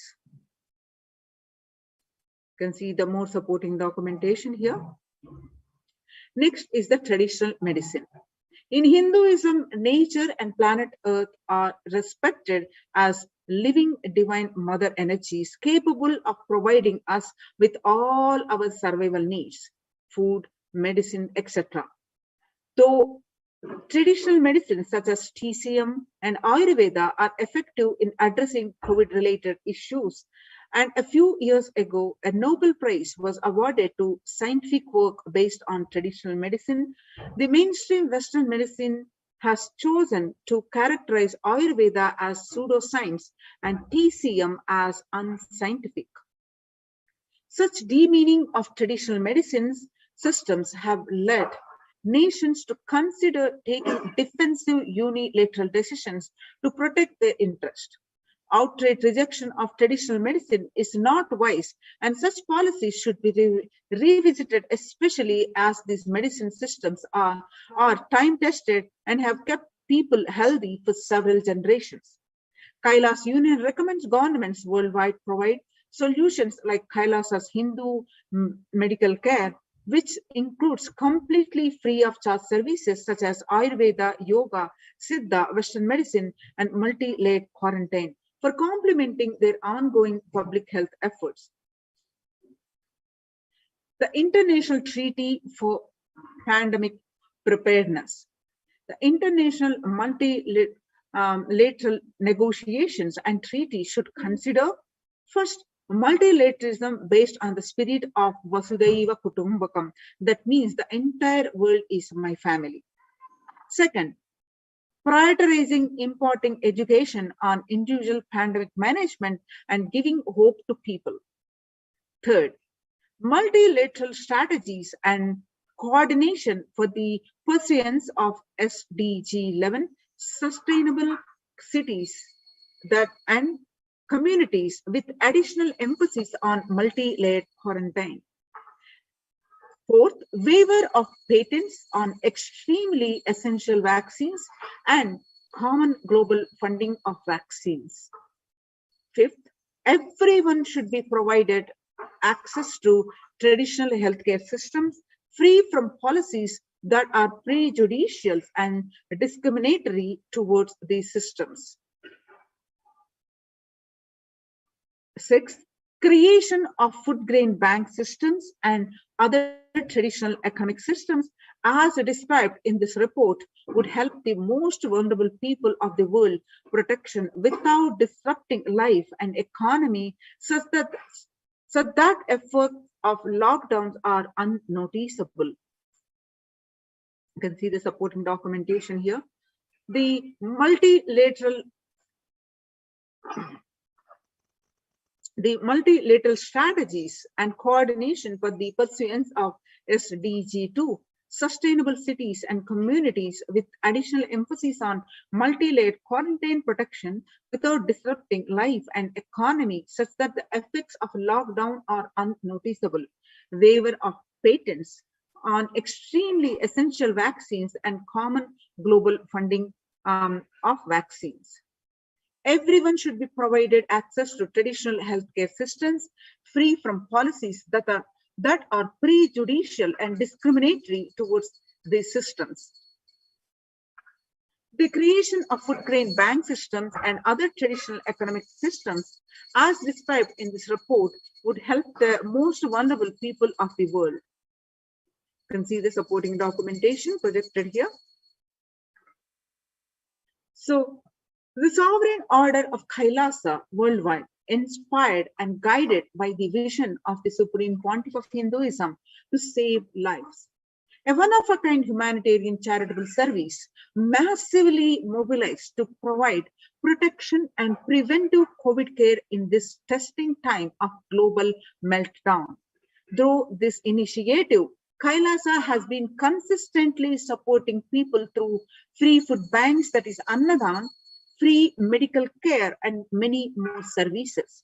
The impact of mental disorders and lack of spiritual strength during a humanitarian crisis are often difficult to access and inflict lasting damage. To assuage this, Kailasa is offering spiritual programs, temple events, and spiritual healing online. The Kailasa's recommendations on COVID-19 and multilateralism to be presented at the UN General Assembly on Human Rights Council. Kailasa's report on recommendations on an international treaty accepted and published by the United Nations. Surviving the highly contagious COVID-19, where the world is only as resilient as the least resilient country, and the persons requires a true multilateralism, governments, organizations, and people to collectively address the crisis. Kailasa has been successfully providing grassroots solid solutions in multifarious ways, including providing sustainable community livings with multi-layered quarantine, educating citizens on individual pandemic management, leveraging best of different economic systems based on charity, barter, and money, providing food security and traditional Hindu medicines.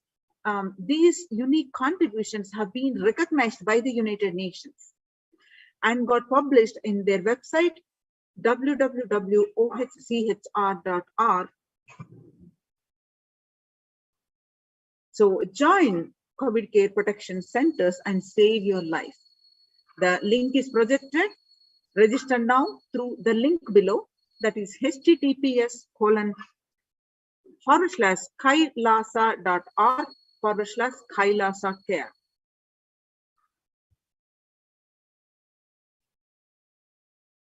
So now let us understand in more details, now that the United Nations recognized highly of the Kailasa Union's recommendations, then what Supreme Pontiff tirelessly worked to, in all these temple-based ecosystems.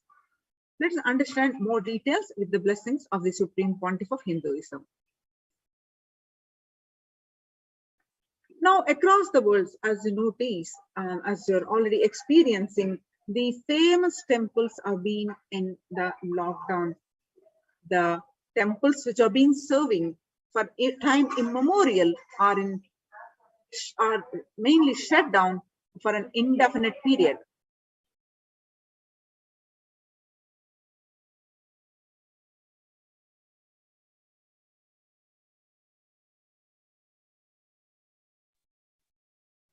For example, across the states of India, some of these temples, the Siddhi Sai Baba temple and the Siddhi Vinayaka temple in Maharashtra shut down for an indefinite notice.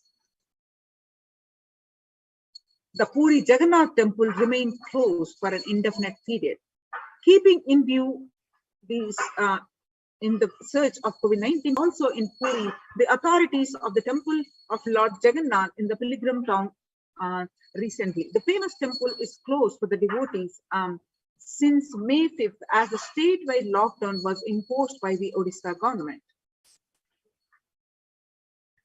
Not only that, all religious places closed for public, and Bhubaneswar as the city recorded the highest daily COVID surge, with the Odisha capital Bhubaneswar registering the highest ever spike after 581 new COVID-19 cases. The local municipal authorities recently declared closure of temples, mosques, gurudwaras and churches for devotees from orders. In Uttar Pradesh, the major Madura temples banned entry of devotees amidst the COVID-19 surge. Two major temples of Sapta Devalaya, the cluster of 7 temples in Vrindavan, banned the entry of devotees in view of rising COVID-19 cases. The famous Gujarat Somnath temple closed for darshan amidst the COVID-19 surge. Gujarat Somnath temple, in view of a surge in the COVID-19 infection, the Somnath Temple Trust has announced that the temple will remain shut for devotees from April 11th for an indefinite period. On the other hand, Tamil Nadu Chola era temple murtis beheaded. The murtis of the Chola era temple have been vandalized in Pudukkottai, Tamil Nadu. A devotee who went to the temple was shocked to find all the murtis in the temple in a beheaded state. He lodged a complaint in the local police later.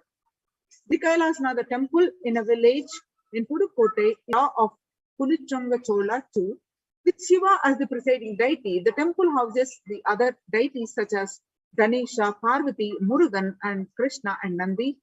All of these murtis were beheaded in a beheaded state a few days ago. Now, in the times when COVID-19 is rampant and the ancient temples are in lockdown because of the risk of the widespread corona disease, the devotees of these temples were visiting and having darshan of their gods and goddesses for thousands of years. Yet all these ancient sacred sentiments have come to a harming halt after the lockdowns have taken place. The religious fervor of the devotees is being lost due to the pandemic.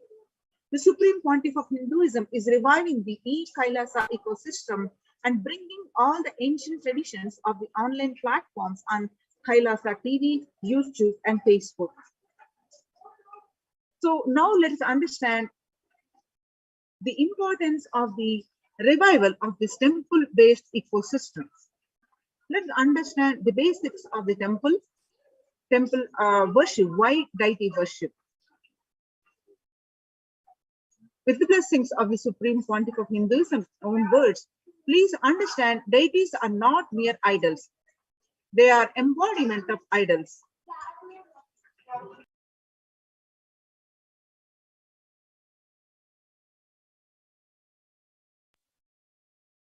Please understand, deities are not mere idols. They are embodiment of ideals. We do not worship the idols, we worship the ideals represented through the idols. When the divine is present before him, in a form we can see, touch, and relate to, the transmutation becomes an easy and joyful process. Second, deities in a real kshetra are always carved in the form of an ancient masters and enlightened beings. Even though no longer in the body, they can be invoked through the name or form they used while in the physical plane. When we pray to the deity or chant his name, the corresponding divine vibration is automatically awakened and becomes available on the energy plane to guide and bless us. The Supreme Pontiff of Hinduism says, we mastered the science of bringing the divine to the deities and expressing the divine through the deities. The whole science has been mastered in the Vedic tradition. The revival of the temple will be the revival of the world peace and world bliss. Revival of temple culture, the deity worship, where people are made to look in, that is where the revival of Sanatana Dharma, the Advaita Satya, the truth of oneness, is going to happen. The divine manifests in different various forms with the divine's infinite auspicious qualities. For example, Shiva saved Markandeya from death, and that became an independent deity, Kala Kala. Same way, he danced in ecstasy, and that action becomes Nataraja. Vishnu's very action of showing blessings on the world becomes Lakshmi. Brahma's very action of constantly sharing the wisdom becomes Saraswati.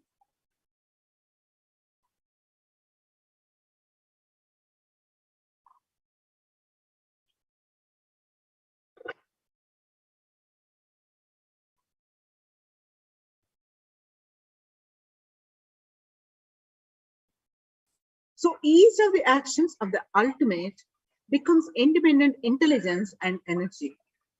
When you connect with these independent intelligences, those deities, whatever you want immediately happens.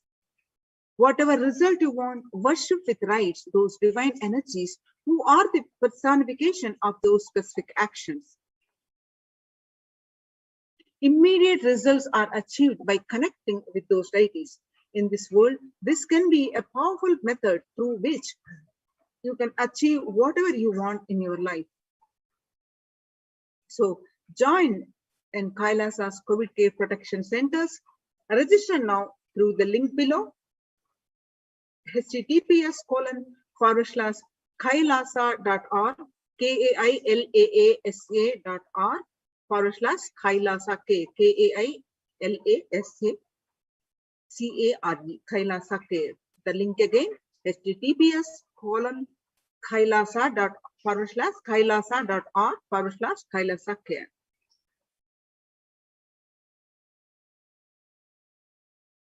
We'll resume after a very short break.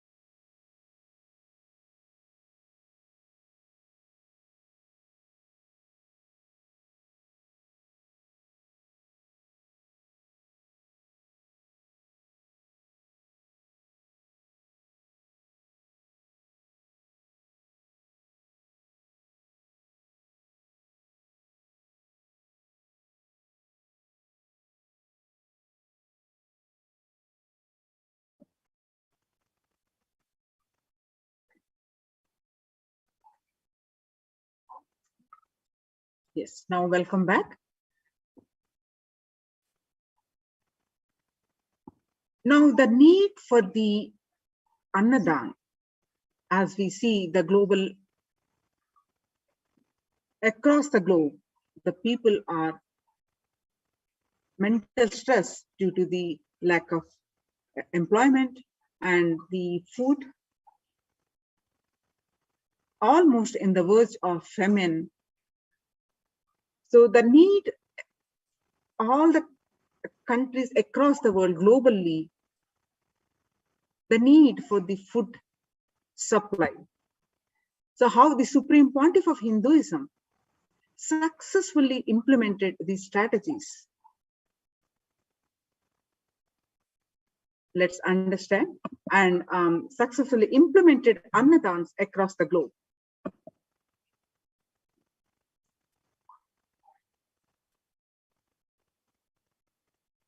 Saw some of these articles that the COVID-19 is creating a hunger catastrophe in India. The pandemic has led to increase in global food insecurity, affecting vulnerable households in almost every country.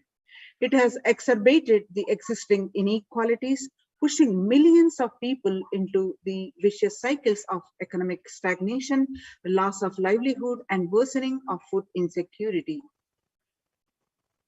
And the World Bank estimates that 71 million people will be pushed into extreme poverty across the globe as a result of the pandemic.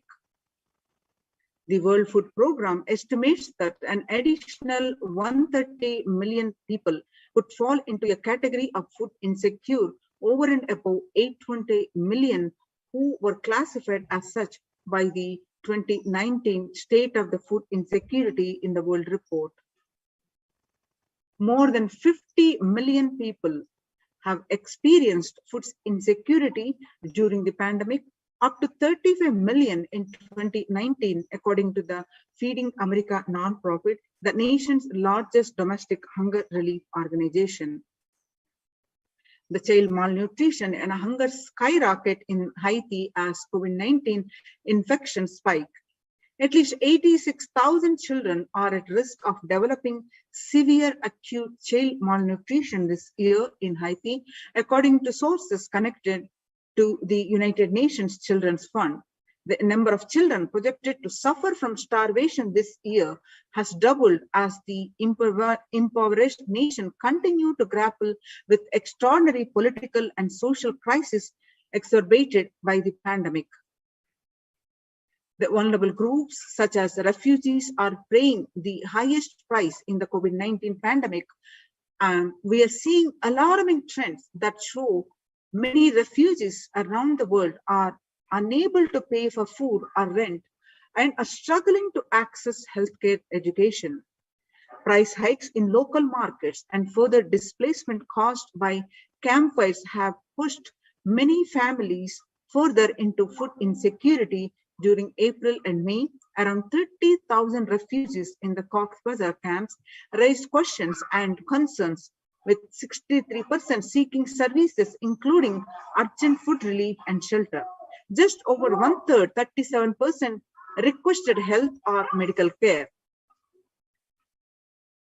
Famine risk spikes amidst the conflict, COVID-19, and funding gaps.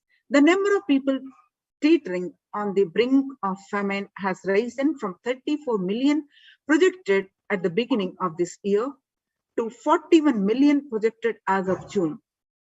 Without immediate emergency food assistance, they too face starvation, as the slightest shock will push them over the cliff into famine conditions.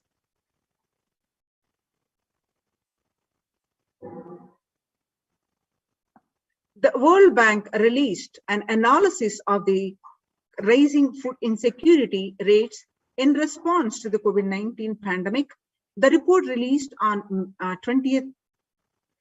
May 20th, 2021, stated that COVID-19 impacts have led to severe and widespread increases of global food insecurity, affecting vulnerable almost every country, which impacts expected to continue through 2021 and into 2022. It also states that the global food prices increased significantly by 38% since January 2020.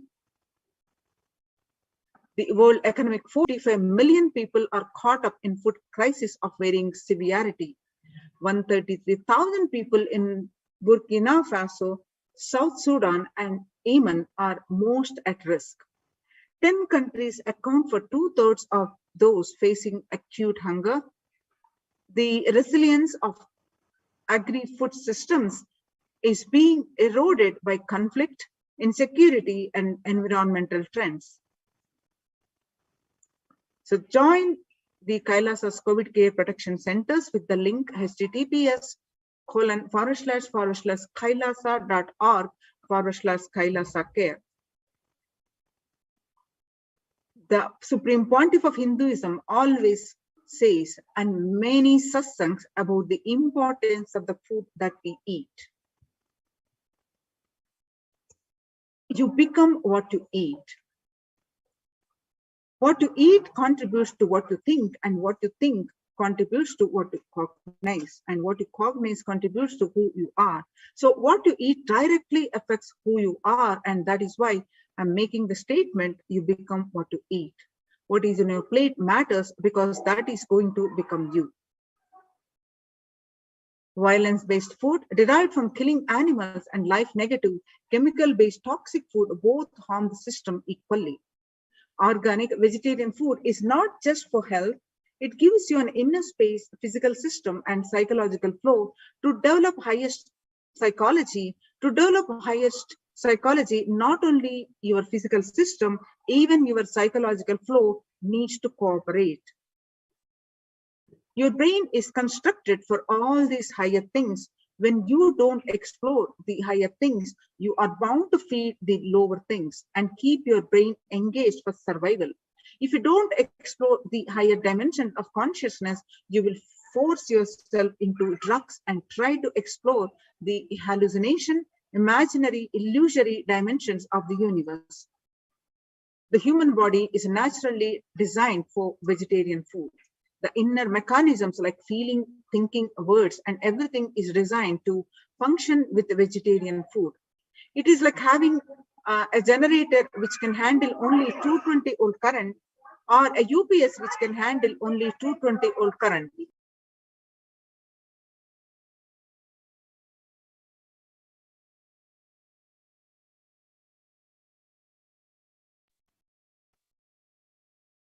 The inner mechanisms like feeling, thinking, designed to function with vegetarian food.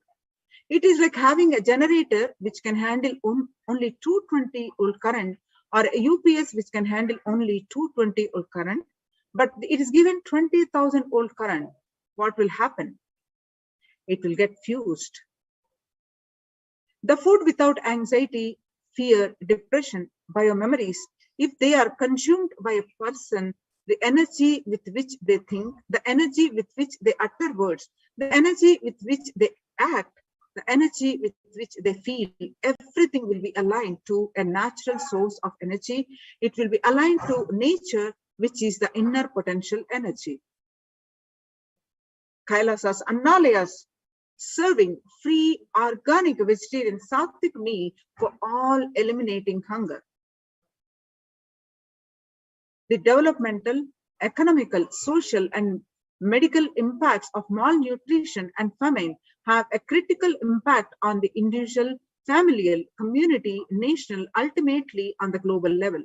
With the ongoing COVID-19 pandemic triggering an alarming spike in food insecurity, the United Nations have given warnings of famines of biblical proportions. In 2020 alone, 690 million people were estimated to be pushed into food insecurity. Access and availability to organic food become of utmost importance. So, Department of Health, Supreme Court, and happiness,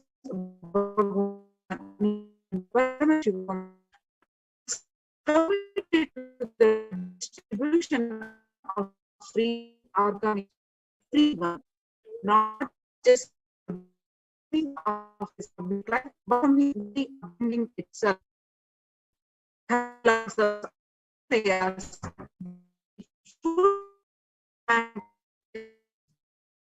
all at a go distributes and free vegetarian food.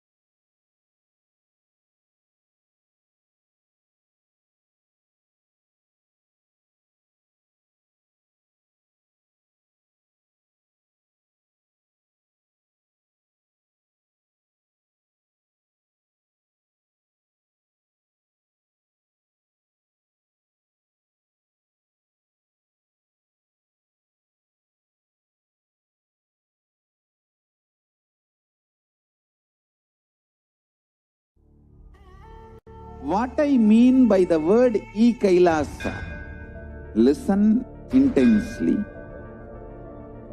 Enlightenment ecosystem, literally enlightenment itself, in your own home, wherever you are. If you cannot come to Kailasa, it's okay. Kailasa can come to you. Kailasa coming to you is e-Kailasa.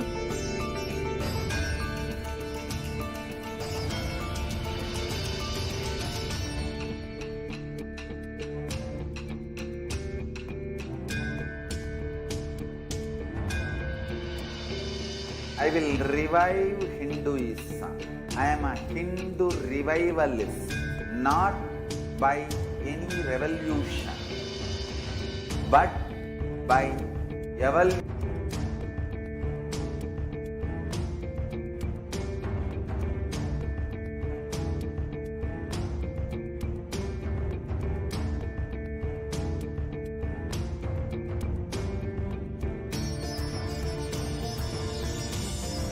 Model community,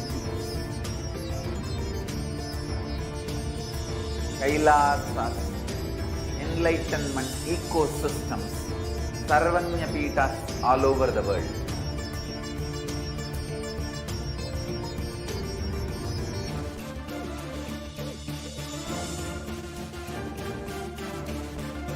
All powerful cognition, knowledge, only when you live power manifestation and possibilities manifestation happens.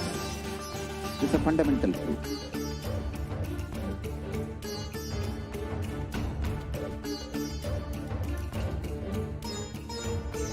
Hinduism cannot live exclusively as one sampradaya. No. All sampradayas of Hinduism is an ecosystem.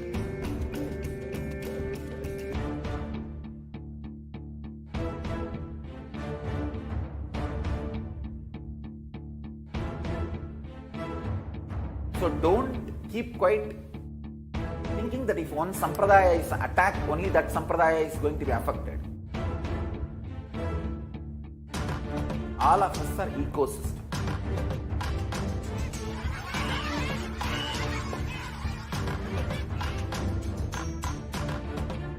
I invite all of you to get involved and enjoy Hinduism by the principle of Dharmo Rakshati Rakshitaha. When you protect Dharma, Dharma protects you. We will make the whole planet flourish. spiritual prosperity will happen to whole planet Earth. We all have to coexist together.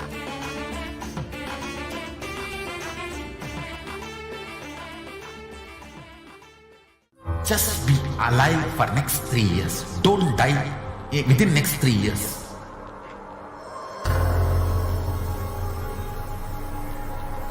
Just don't die within. Be alive. Somehow be alive. I'm working sincerely. I will reach you somehow. Somehow I will reach you. It's my commitment to humanity.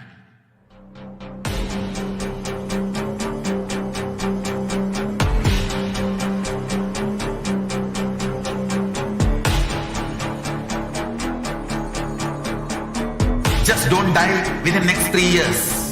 I will reach you wherever you are, whichever corner of the world you may be. I will reach you with enlightenment. You manifesting the space, state, powers, being Paramashivoham. It is possible, and it is possible for you.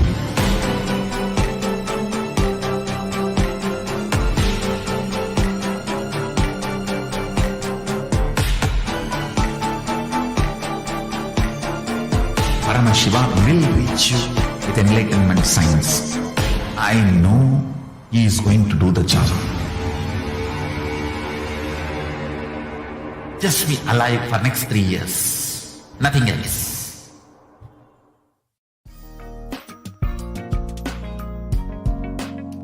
We get you health. We get you ability to build beautiful relationships in your life. We get you direct spiritual support, and we make sure you become wealthy.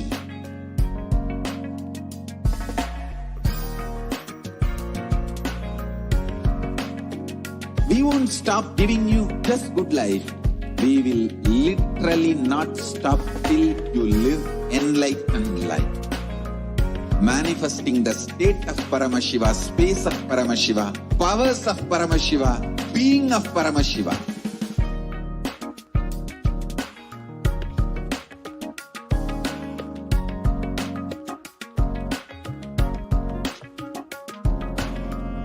Whole world should become Kailashians. I want the whole world to know Hindus have something great to contribute to the world.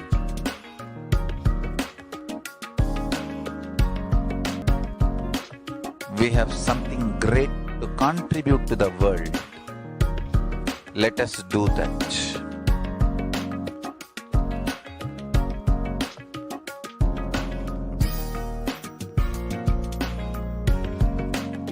Kailasa is proper customized spiritual service, helping you to identify your root patterns of suffering.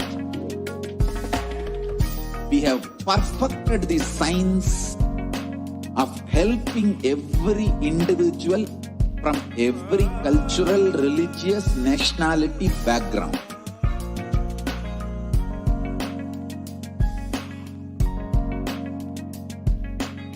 You will have lowest reactionary assumptions, highest awakened response, alive response for life continuously.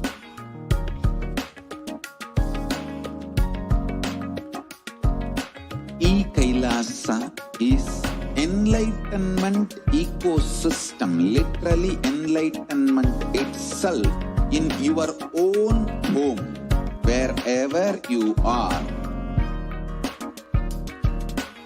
Proper customized spiritual service, helping you to complete with your life negativity, withdrawal from life, self-hatred, self-denial, self-doubt, so much of tiredness, laziness. We can support you, aligning your diet, your attitude, your aptitude, your understanding about life, we can help you with everything.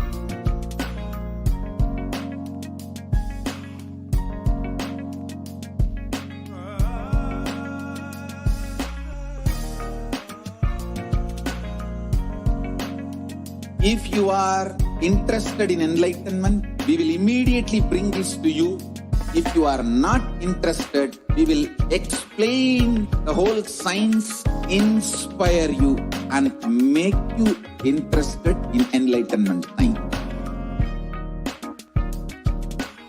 We need to cater this enlightenment science to the whole world wherever they are, because enlightenment is the birthright of all human beings.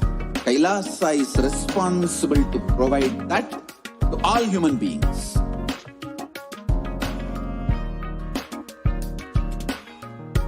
Kailasa is the totality of the knowledge I received from my gurus and practice manifested in my life, perfected by teaching millions of people from all cultures, time zones, backgrounds, genders, nationality, race, from every creed.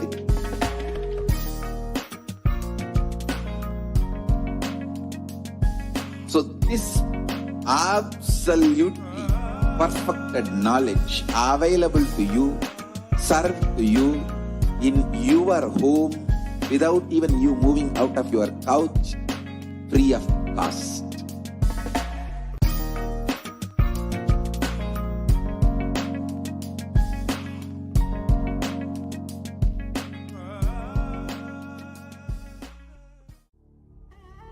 What I mean by the word e-Kailasa, listen intensely.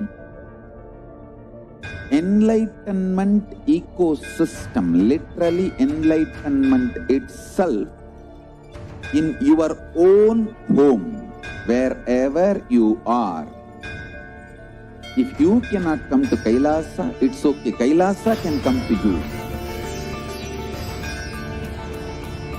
Coming to you is e-Kailasa.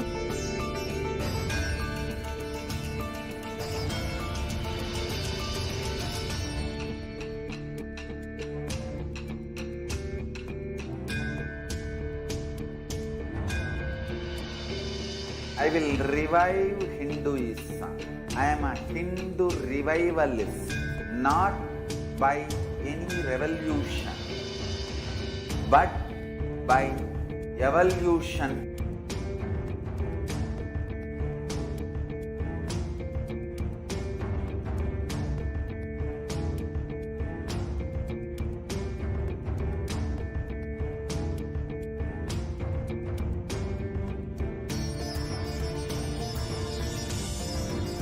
And setting model community.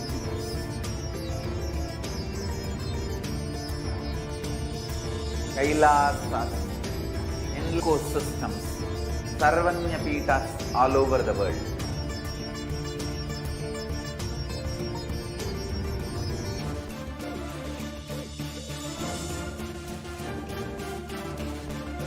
All powerful cognition, knowledge, only live power manifestation and possibilities manifestation happen. This is a fundamental truth.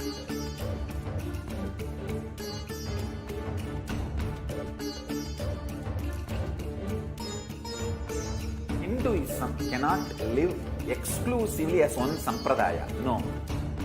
All sampradayas of Hinduism is an ecosystem.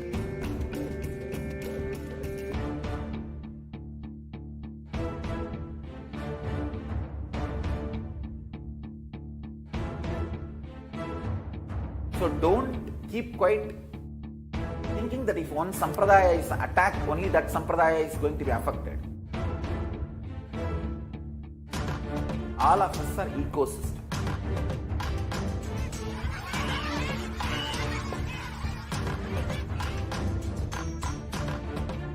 I invite all of you to get involved and enjoy Hinduism by the principle of Dharmo Rakshati Rakshitaha. When you protect Dharma, Dharma protects you. We will make the whole planet flourish spiritually. The spiritual prosperity will happen to the whole planet. We all have to coexist together.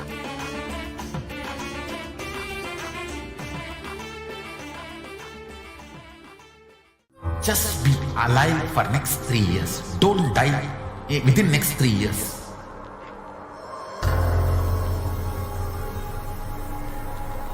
Just don't die within next 3 years.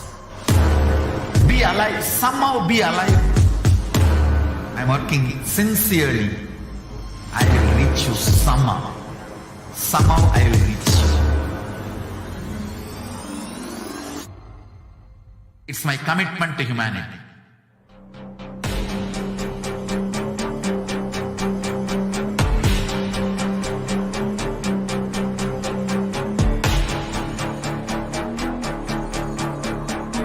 Just don't die within next 3 years. I will reach you wherever you are, whichever corner of the world you may be. I will reach you with enlightenment. You manifesting the space, state, powers, being Paramashivam.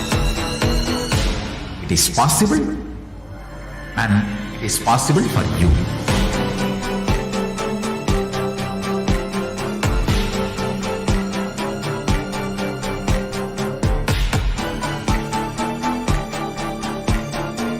Paramashiva will reach you with enlightenment science. I know he is going to do the job. Just be alive for next 3 years. Nothing else.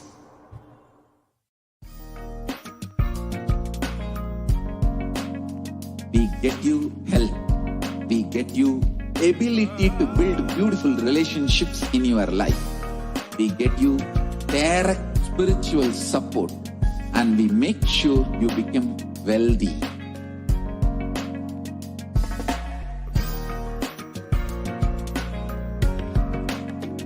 We won't stop giving you just good life.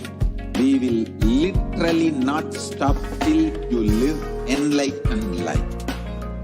Manifesting the state of Paramashiva, space of Paramashiva, powers of Paramashiva, being of Paramashiva.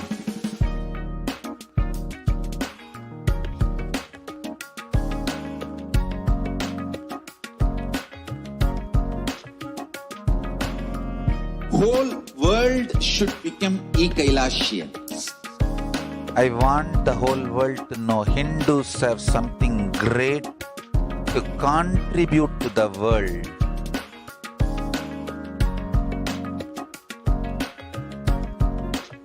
We have something great to contribute to the world. Let us do that.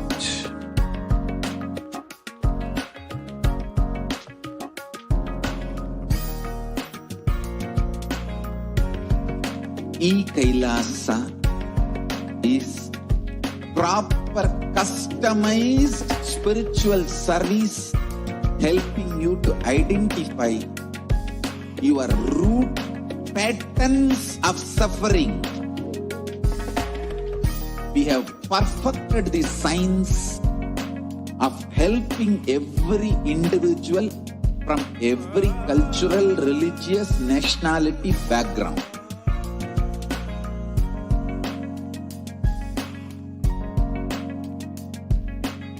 You will have visionary assumptions, highest awakened response, alive response for life continuously.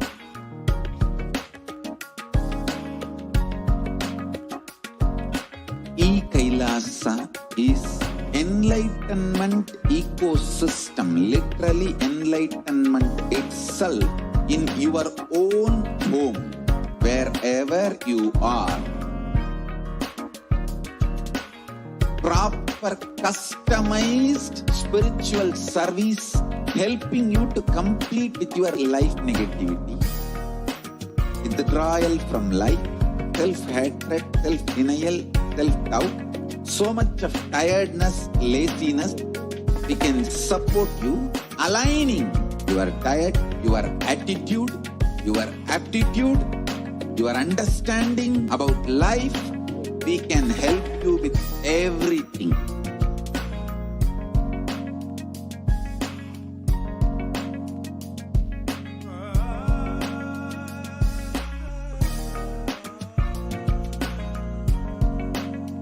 If you are interested in enlightenment, we will immediately bring.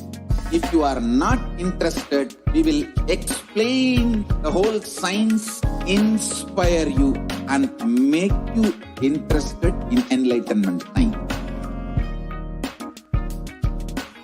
We need to cater this enlightenment science to the whole world wherever they are, because enlightenment is the birthright of all human beings. Kailasa is responsible to provide that to all human beings.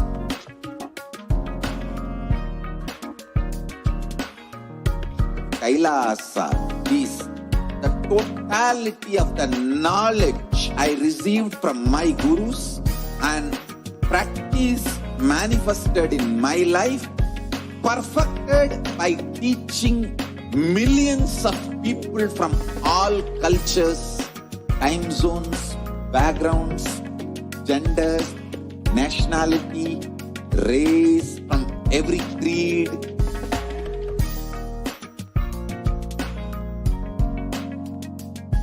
So this absolutely perfected knowledge available to you, served to you in your home without even you moving out of your couch, free of cost.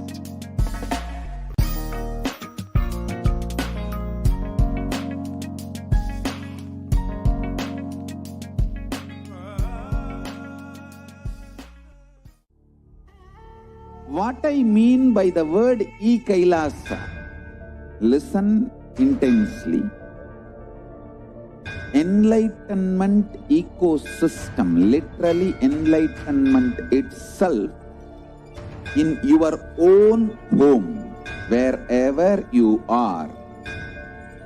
If you cannot come to Kailasa, it's okay. Kailasa can come to you. Kailasa coming to you is e-Kailasa.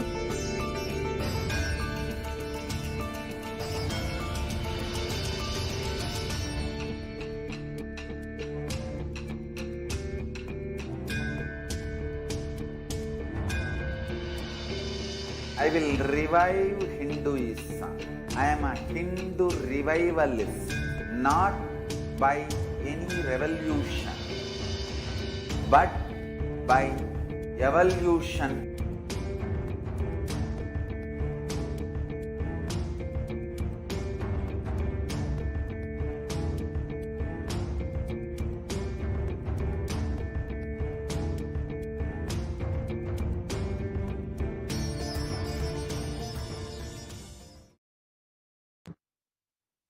Nithyananda, welcome back, dear viewers. Now we have a very special and exciting segment where we will be understanding we'll be sharing with you some of the proclamations that Sister Hinduism has received over the last couple weeks. So, as you may all know, Sister Pontific Hinduism has been receiving hundreds of proclamation and commendation letters from all over the world. And today we'll just be going through a few of them that the Supreme Pontific Hinduism has recently received.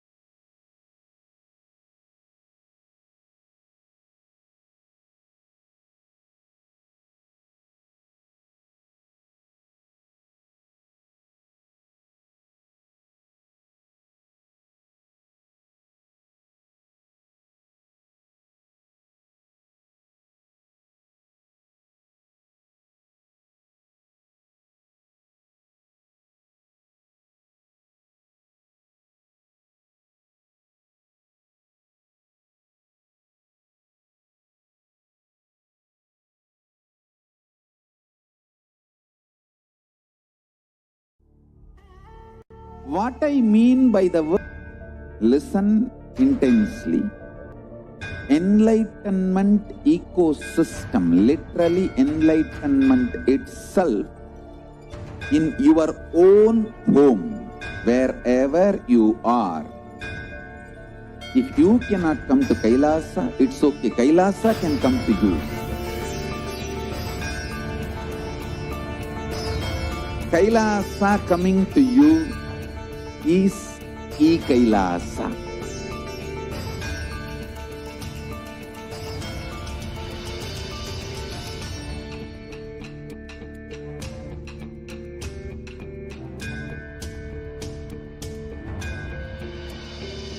I will revive Hinduism. I am a Hindu revivalist, not by any revolution, but by evolution.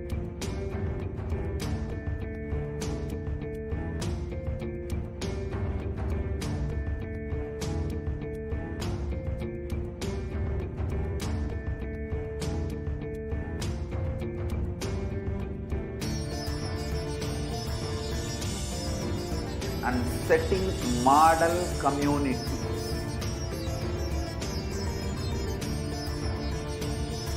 Kailasas, enlightenment ecosystems, Sarvanya Pitas all over the world.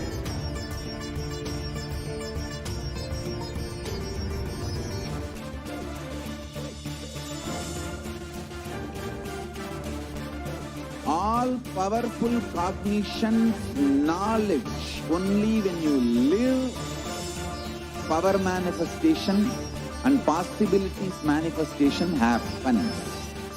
It's a fundamental truth.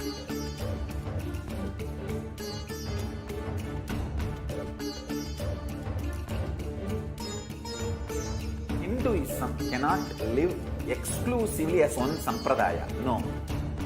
All sampradayas of Hinduism is an ecosystem.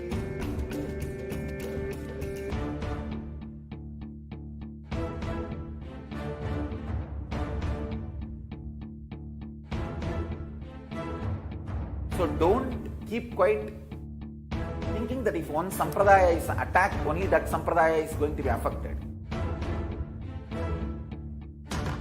All of us are ecosystem.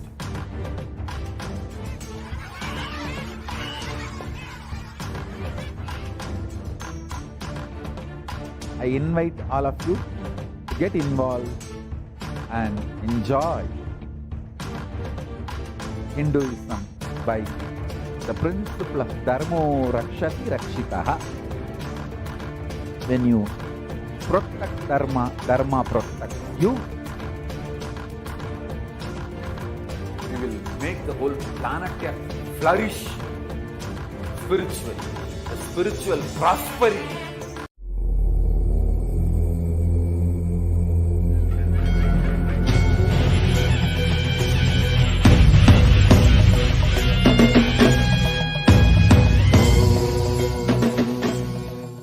Connecting with the divine with your eyes closed is meditation. Connecting with the divine with your eyes open is darshan.